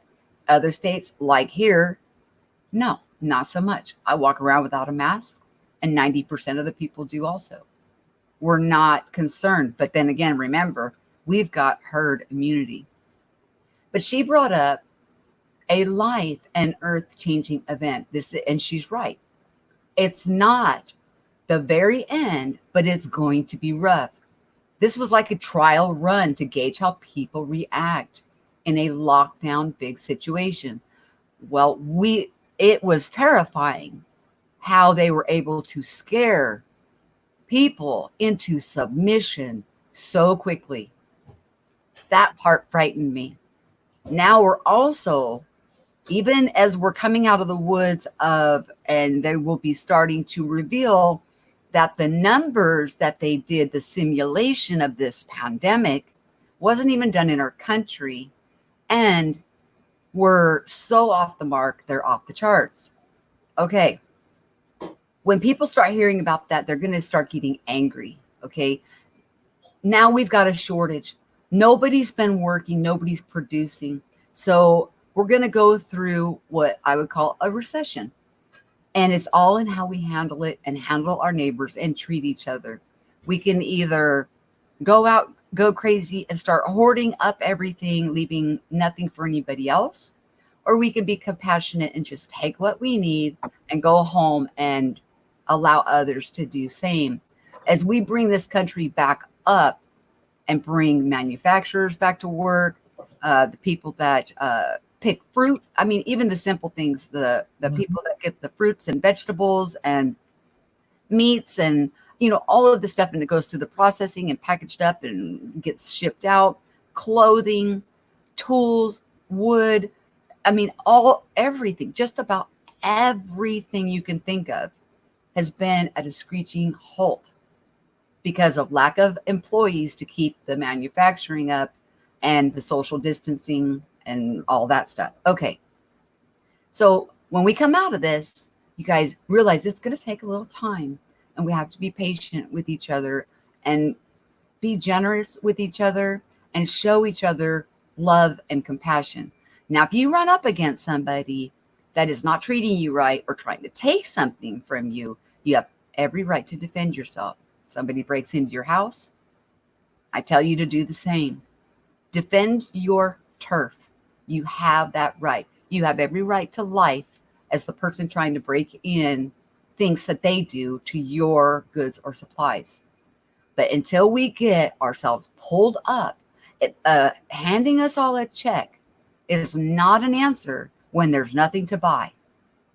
So we just need to come together and know it's going to get a little rougher, because we haven't felt that yet, because there was goods and supplies that were, warehouses full. Well, you shut down a whole country for a month. The supplies have dwindled. So just do what you can do. Take care of yourself. Don't take more than you need. And we will pull out of this. We're Americans. We're home of the free, land of the brave. And people that are willing to give up their freedoms for thinking that they're going to be safe and snug in their house and the boogeyman virus isn't going to get them, and they're handing away their freedom of speech, their rights to bear arms, their rights to assembly, and all of our other rights that are in our Constitution and Bill of Rights are fools. We got to remember that we are not going to be the last people who inhabit this place. And we always want to leave it a better place for our children, our grandchildren, and so on. So everything that we forfeit out of fear, we're stealing and robbing from them. So we do have a lot to come back from. And yeah, it was pretty shocking how quickly so many people ran for cover and were just paralyzed with fear. So, CJ, you got a really good point, got a good head on your shoulders, and sounds like you're thinking things through on, where you're going to go moving forward in this. So, that's all I just wanted to add because she had brought up that comment. And it's important. It's important that people understand a cold and flu are the same medicine when you pick it up also on a shelf, when you go into your grocery store over the counter for viruses. They've separated and found out that the COVID is more of the respiratory cold, nasally, ears, sinus pressure, lungs, and the flu is the stomach sharp pains and potty problems and other things like that. Both can run fever, both can cause muscle aches and pains all through your body, but they've separated now, a head cold from a tummy flu. So if you just remember some simple things, whenever I had a head cold or sneezing or coughing, I went and got cough syrup and chicken noodle soup and a little rest, and I was fine. It's just that simple. That's what we do for a virus, and not allow us to be subjected or subjugated by such a tyranny of fear again, ever. We need to learn from this and grow and not allow this to happen to us again. That's right. Yeah, very well said. I couldn't have said it better myself. And to give you an example of just one of so many, I mean, it's really hard to pick one needle out of a haystack of needles, but Smithfield, you may or may not have heard about Smithfield Foods. They're one of the largest meat manufacturing Quiet. plants here in the United States. Hey, what's up, Dark Wolf? Dark Wolf. All right, that's all I want. All right. Go ahead. All right, I'm trying to get to the part where it. Oh, you don't like being interrupted? Oh no, hey, if I can dish it out, I can take it. I know. Hebrew's being all quiet and polite. The plant has decided to close. I'm not. See, I'm interrupting him right now. What plant's about to close? What? The Smithfield Sioux Falls, South Dakota plant. It accounts for 4 to 5% of the nation's pork production. Just kidding. The company says they have continued to run their facilities for one reason: to sustain our nation's food supply during this pandemic. Sullivan said, "We believe it is our obligation to help feed the country now more than ever. We have stark choice as a nation. We are either going to produce food or not, even in the face of COVID-19. So at least they're, they're trying. But yeah, they actually had to close one of their plants. Yep.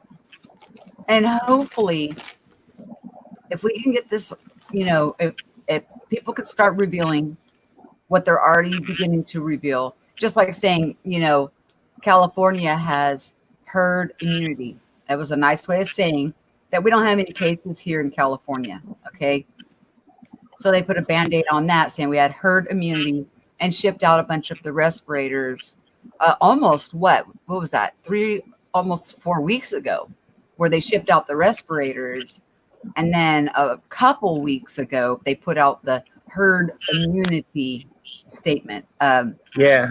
So, we know that it's not quite what they said it was. They did the simulation at, London University, and that's not even a local place. And they showed the simulation and what it was going to do. I think what did they call them? the people that do the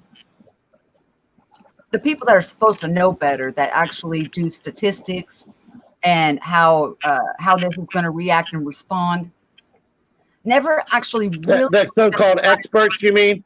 Yeah, but they never really looked at the virus to see how you transmit it. So Right. everything they put out, this pandemic, 140,000 respirators would be needed at peak time of this. Never even came close. We have the 14,400. They're all across the United States in the hospital and for regular ICU patients that would come in. And if somebody comes in with a lung problem from extenuating circumstance from catching a virus with a compromised immune system, well, okay, they may need a respirator too. I'm not saying that nobody can catch it. Oh, there's even been conflicting reports about whether or not the respirators are beneficial to people who are showing symptoms of the virus. There's been doctors that come out and say that the ventilators actually worsen the patient's condition because the symptoms they're showing are more like akin to a person who is suddenly, taken up to the top of a high mountain, where they're just having a hard time absorbing the oxygen out of the air more so than they are actually having a hard time breathing. They're breathing okay, but their lungs aren't getting an adequate amount of oxygen out of the air that they are breathing, which is something they've never seen before, and they're not really at times they're actually concerned that the ventilators are doing more harm than good in certain cases. So they're having to rethink the whole way that they treat these people in the first place. And there's apparently now there's reports of 2 or 3 or 4 different strains, a type A in this geographical region, a type B, and even a type C. Italy's strain is slightly different than the one that is in the United States and the one that was in China. But all of this is just information that you can get off of different random websites and channels. None of this is actual. I can physically go out there and say that I did the research and verified it for myself. It's all speculation. It's all hearsay. There's so many different reports and misinformation out there that it's hard to say what's up and what's down at this point. At this point, I think the best thing we can all do is just realize it's not 100% what we're being told, and it is something that we will overcome.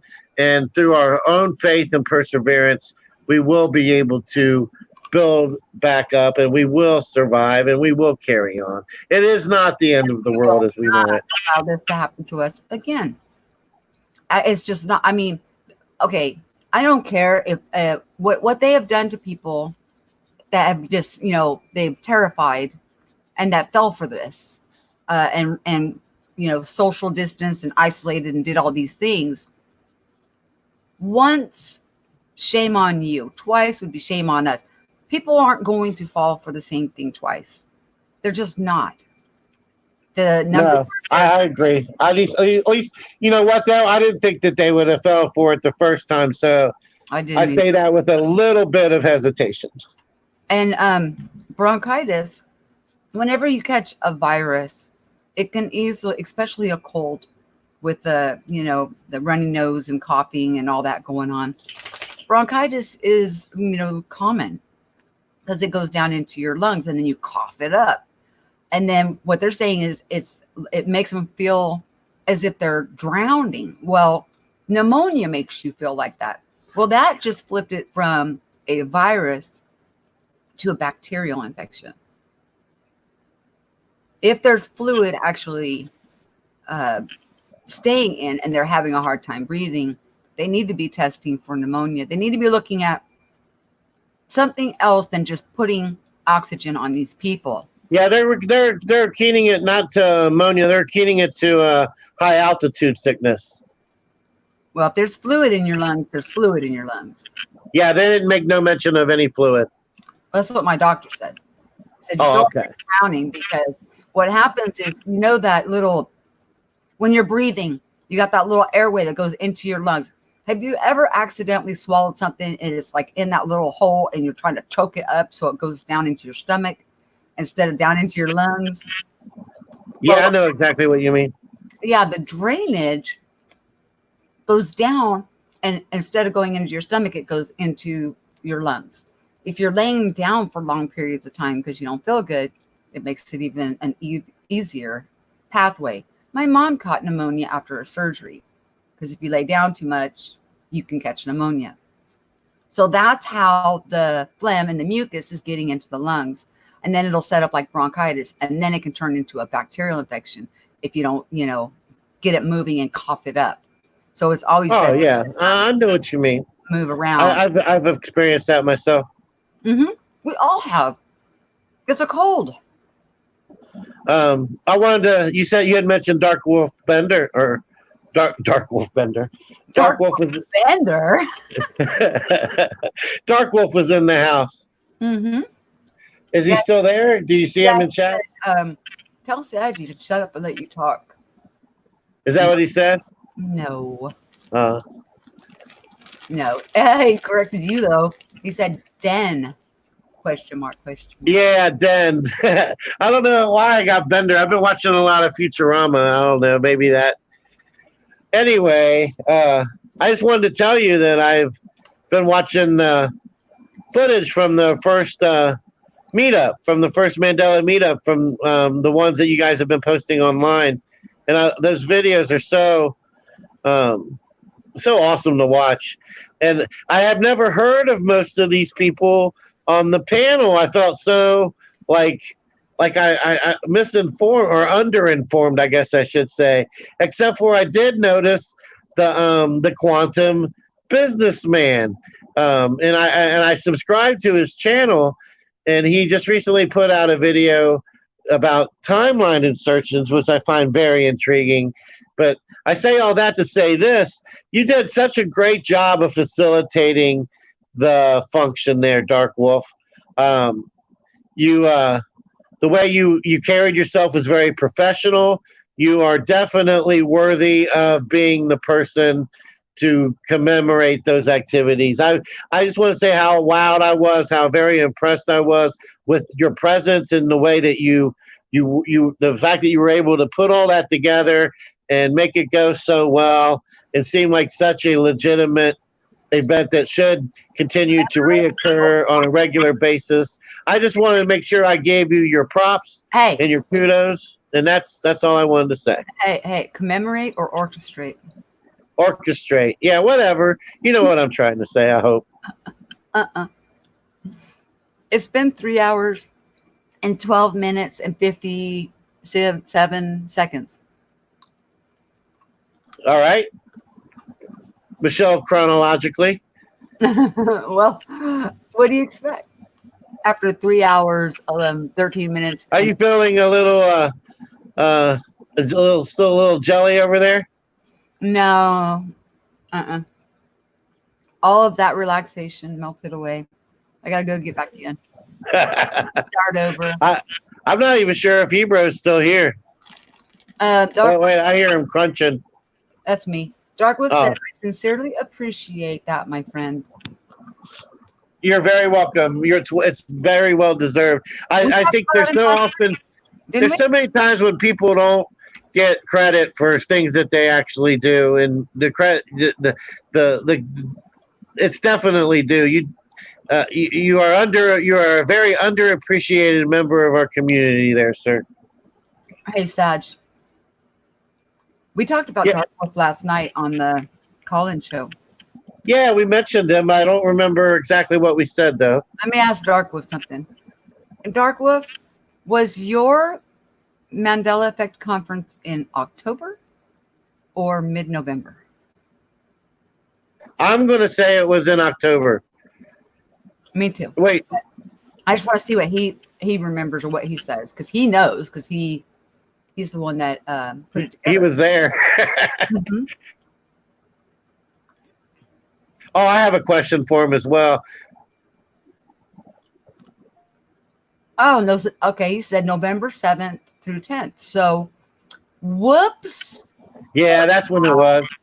So I assume that he met the quantum businessman in person, Mhm. and I want to know what his perception was, because I just when I not first watch his channel? What's the matter? well, I mean, when his channel first came out, he presented himself as the CEO of this company who was working on software, and the Mandela effects were causing his phone boards to light up. So he was having to educate his staff on the Mandela effect, and they were having to make algorithms into the software to account for it, to keep shortages from happening when people would want stofers to stop stuffing per se.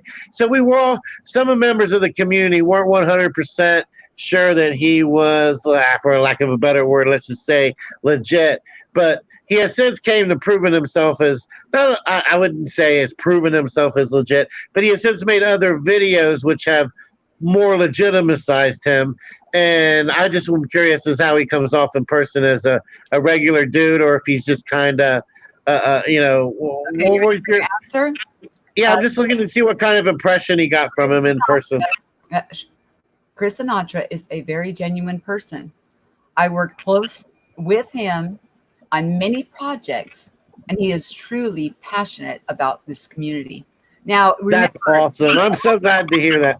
He dealt with the Haas avocados. I mean, he was dealing with a lot of problems with his ordering and his receiving. Now, Dark Wolf has put up the conferences that each person did and personal interviews that he did with a lot of these people. So if you check out on his channel, you'll see more stuff on that. Yeah, I'll definitely thank you, Dark Wolf, for pointing that out. I had a feeling that was the case, but I wanted to hear it from him because I knew whatever he said would be what is the real. You know what I mean? Yeah. Well, I already knew that he was authentic because I had already checked him out when Dark Wolf recommended him a while ago, and that's one thing I'm going to have to say. I've been friends with Jerry for a while. I mean, whatever. Anyways, and he's never led me to anybody of deception or introduced me to anybody of like a deceptive nature. He's got a very good intuition about people, and if he invited him to the conference to be a speaker, well, that speaks volumes because of Dark Wolf has a keen sense of authenticity. So for sure. And with that all being said, maybe possibly we can have him as a guest on one of our Taco Tuesdays in the near future. I would love for that to happen if you can network that, Dark Wolf. Have been trying to do a show together for a year and a half. I still have all that evidence just sitting there to rot.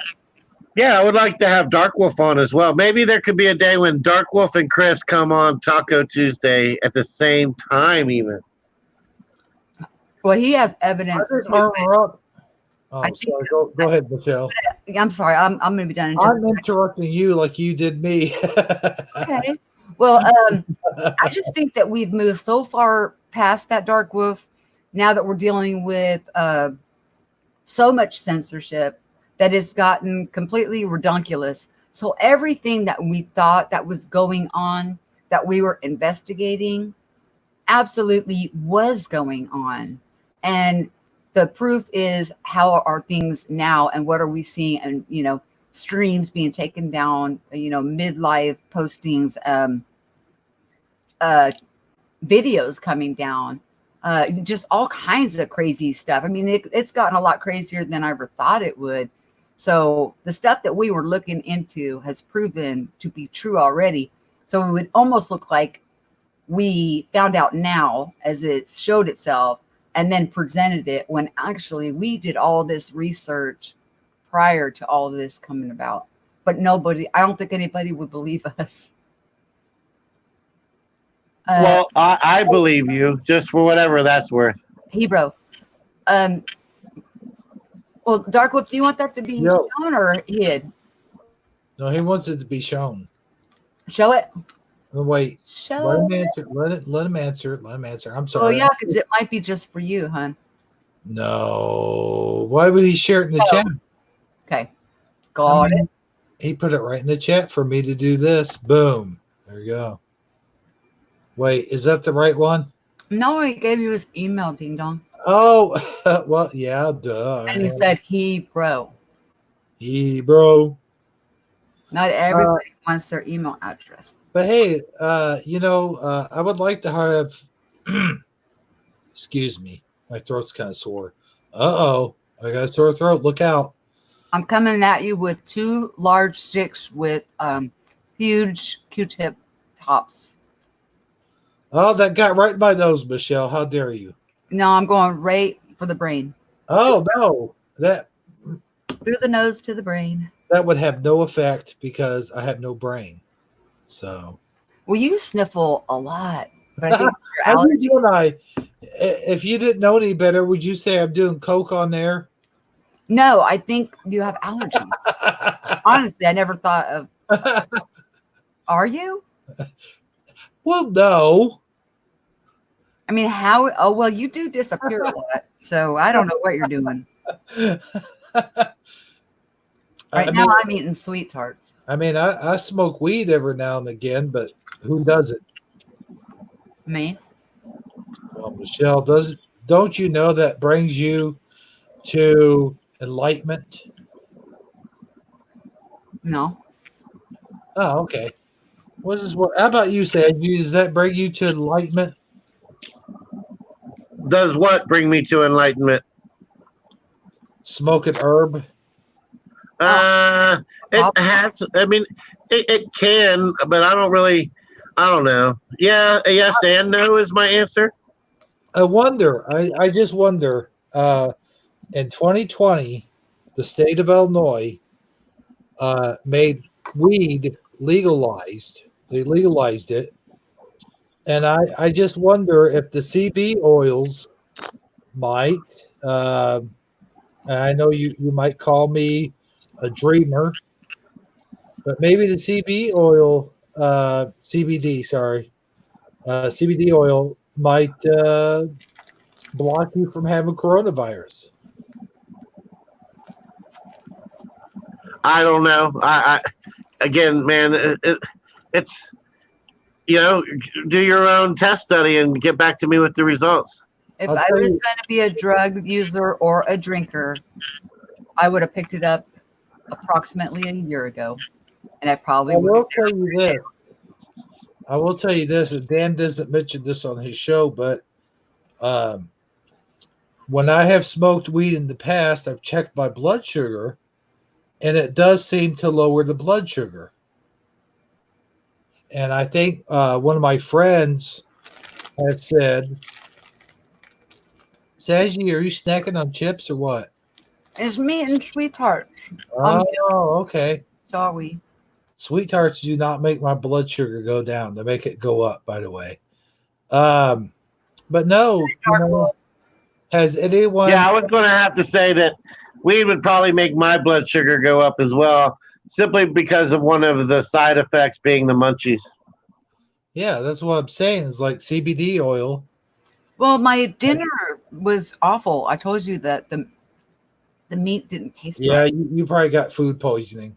I mean, no, I'm hungry. I looked over and I was like, oh, I got a bag of Jelly Belly sweet tart flavored.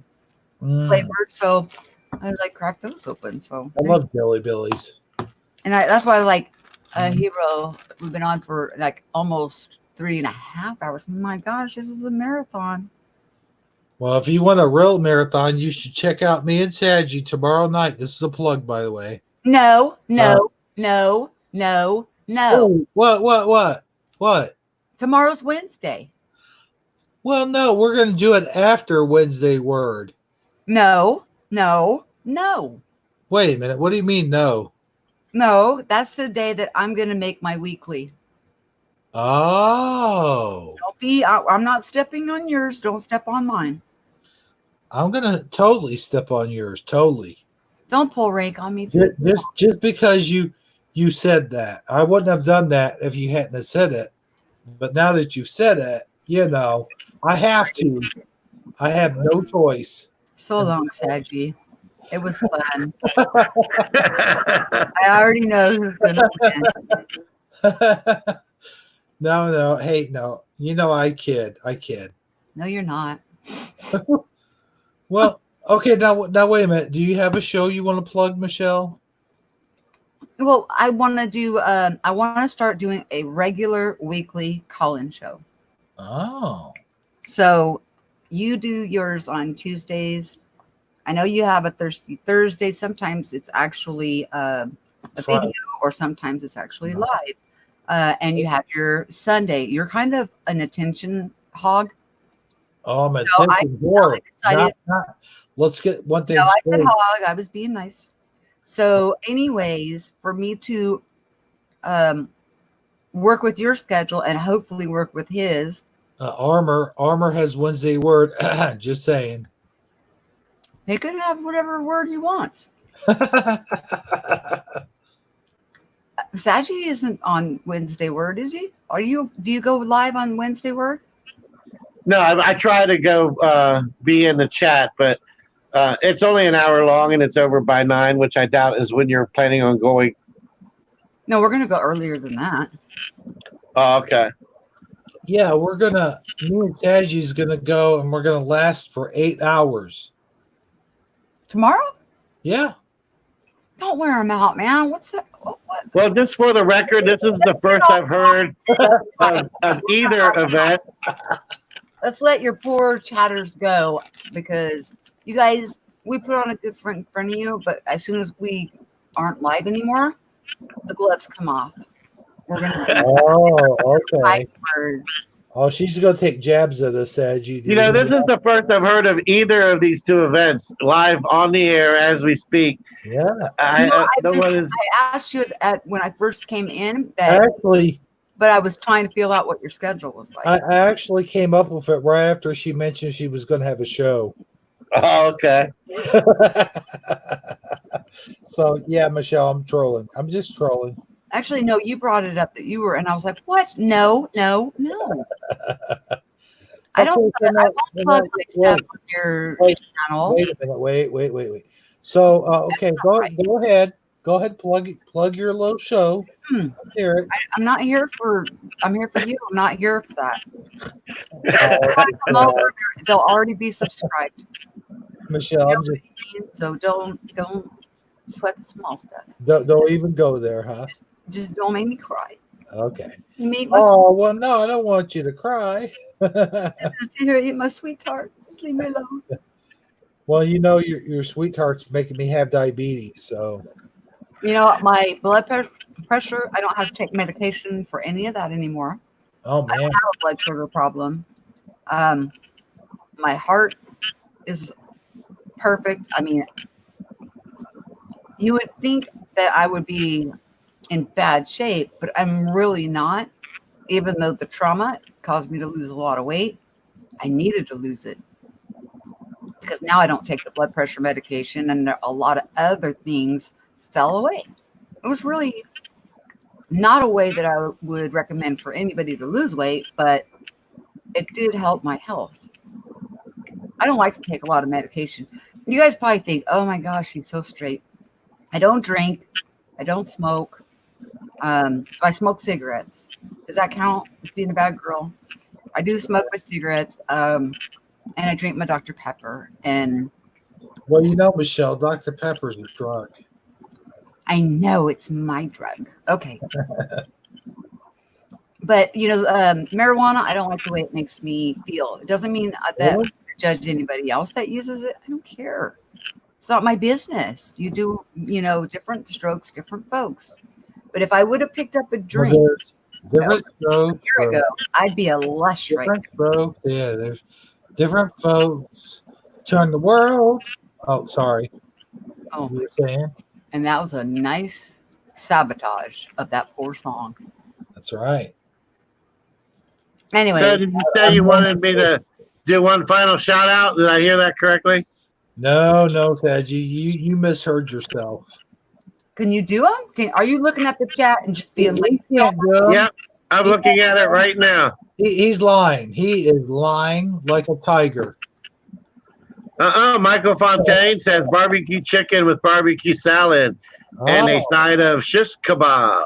okay. So you are paying attention. Yes. Ew. I like to give him shit. You know Good that. night, Janice. You are a sweetheart. No, Good night, CJ Wood. Aw, you guys are good sport for sticking around for so long. Awesome. yes, it's 4:39 at Central Time. Central Time, where I live, Michelle. Central. Stop it. Okay, Saji. Well, if you got the chat going on, why don't you give it to us in a dignified shout out? How about that? All right. Well, I'll be as dignified as I possibly. Uh-oh. No, he's not. He cut out. Oh, did I cut out? Yeah. I timed out. It's only letting me go back to There's nobody in there. 11:52. Is as far back as it's letting me go. I could give the shout out. Just saying. I got the But, chat popped out, but can't you just do the participation list? We would like to hear Michelle do it in her southern voice, her southern grandma voice. How about that? All right, that's fine. Go for it, Michelle. No, I don't want to do it. I was just wondering if we popped out the participants, if that would make it easier. How do you do that? Yeah, how do you do that, Michelle? The three dots at the top by the where it says top chat, go across. Okay. To do the drop down and put it on live chat. Click on those three dots and then you hit the participants. I get top chat and live chat. Okay, over in the corner there's three dots. Yeah, I click call at the top. Yeah. No, that don't give me anything. I don't think it works on a phone. I think you have to be on a computer. True that. You probably wouldn't be able to see their names. So, but yeah, that's how you do it, Hebrew. Oh, you're calling me out. Okay. Well, no, I mean that's for future reference. Okay. I didn't know that. See, now you learn something new every day. And it always says Hebrew from Eternia, Janice Ames, and Michael Fontaine, but he just Michael Fontaine. Michael Fontaine. Michael Fontaine. What? We love him. Yeah. Bring us out, Skippy. Who, me? It's your show, dude. Did you forget? Yeah, but you know how I like the sound of Saji's voice. He's so calm and so professional. You know. It's funny you say that because I go back and I listen to the podcast after the fact sometimes, and when I hear my voice, I think I sound anything but calm. I'm like, why do I rant so long? Why do I sound so excitable? I can't believe I sound like this. If I heard myself talk, I would think I was a raving lunatic.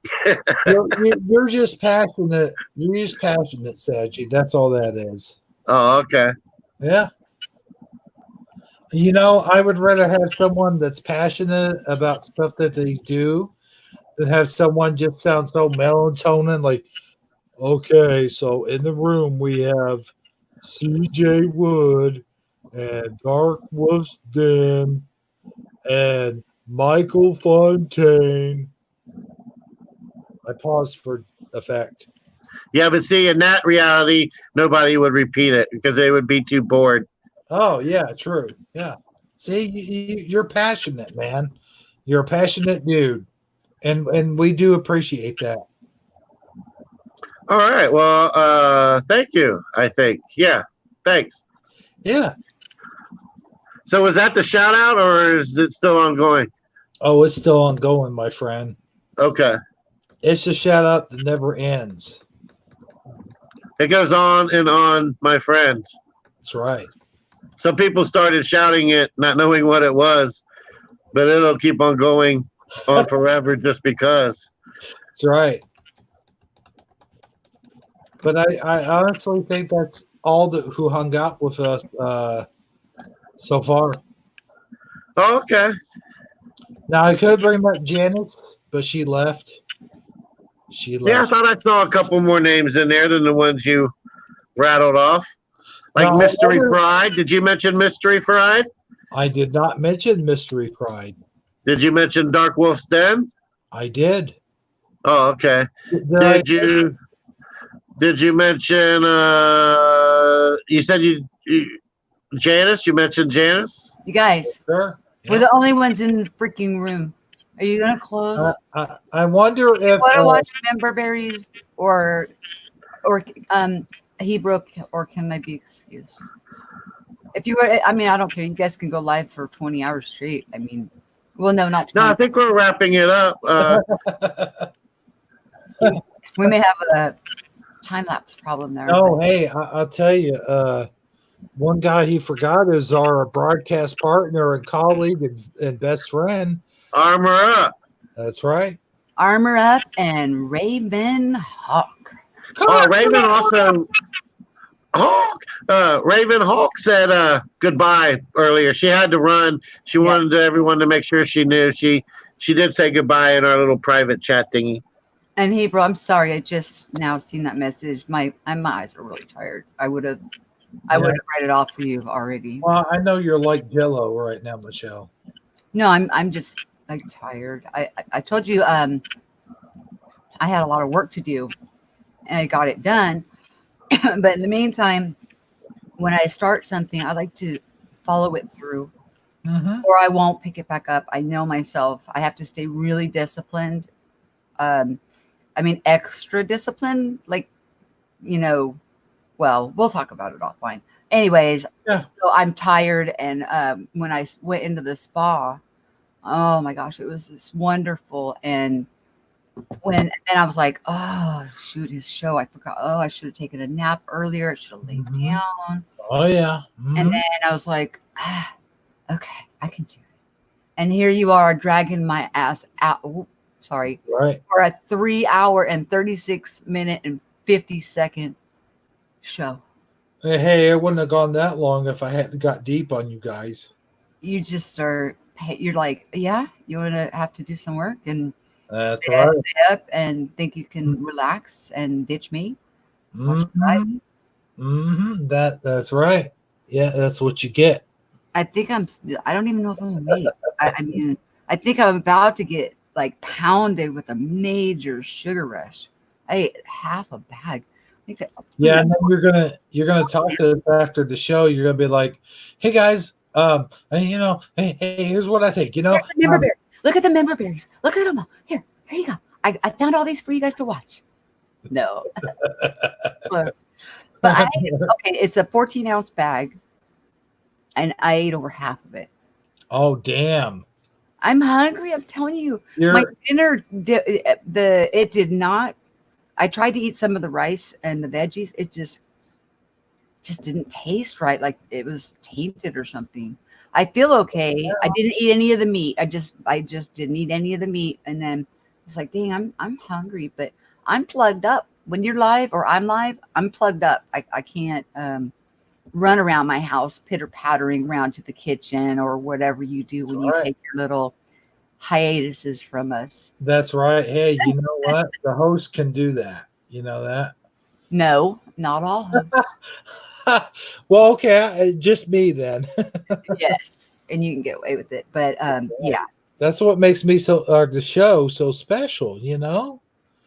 Where else do you go where a host just disappears for minutes at a time or 10 minutes at a time or 20 minutes at a time, There's a lot of shows that do that, but you know what they actually do is they allow their guests to go to the bathroom too, and they'll play like a little video that they've made or something and make an intermission. And especially for 3 to 4 hour broadcasts. Well, maybe I should play my Mandela family videos next time, huh? Oh, shoot. I thought you were going to say right now I was about to die. Oh, well, by the way, guys, I have a video here. No. By the way, empty chat room. Would you like to see a video? I'm like that friend that comes over to your house and shows you my vacation videos. I really don't think there's anybody in there. I think they've all pretty much said goodnight. Yeah, I think everybody has has left the building. Everybody but us. Everybody but Elvis. Elvis has not left the building. Okay, I'm about to leave the what do you call it? Huh? The YouTube. Oh. I already thumbed her up. I did my thumb her up. Well, we're gonna get off here, and I'm gonna show you those member berries. That sounds good. Well, hey, my final thoughts are thanks everybody for stopping by and for watching our little show we have here. And for the whole four of you, I hope that you enjoyed it. And we hope to see you again on Shifty Sunday. And don't forget, Michelle's doing the show tomorrow. Is it tomorrow? Michelle? Yeah, but we'll try and get one in. I want to do them. I want to do them every Wednesday. All right. I want to put it at a fixed time. Call-in shows. That goes for you calling in too, Mr. Heath. Well, if I call in, I'm just going to throw you. We can hang up on you. It'll be all right. We got this under control. I'll come in there like the old lady. Hey guys, I got a question. I was really impressed with the sound quality of the callers. I really was. Yeah. Okay. But that's my final thoughts. Everyone, thanks for stopping by. And me and Saji at least. Hey, you know what? We're gonna see you guys tomorrow night. Just don't tell Michelle. Okay, don't tell me about it, but thank you, CJ. Thank you, Dark Wolf. Thank you, JJ. Thank you, Pre. Everybody that came in tonight that may watch the little bit that you missed. You're awesome. Love you. Yep. Yeah, and anybody that's out there lurking that was listening or listening after the fact that wasn't able to participate in chat and or chose not to for whatever personal reason that may be, your viewership is much appreciated. And everybody out there, just try to be safe, stay calm, don't let fear run your life, and join us again next time, whenever that may be. Okay, well, for everyone here at Taco Tuesday, I'd also like to remind everyone, please participate in the Guess What Saji Looks Like contest. And you may do so by sending me an email of a picture that you drew of what you think Saji looks like. And everyone can participate in that. I just wanted to remind them of that. And until next week, we will see all you Mandela later. Tater. Good night, everybody.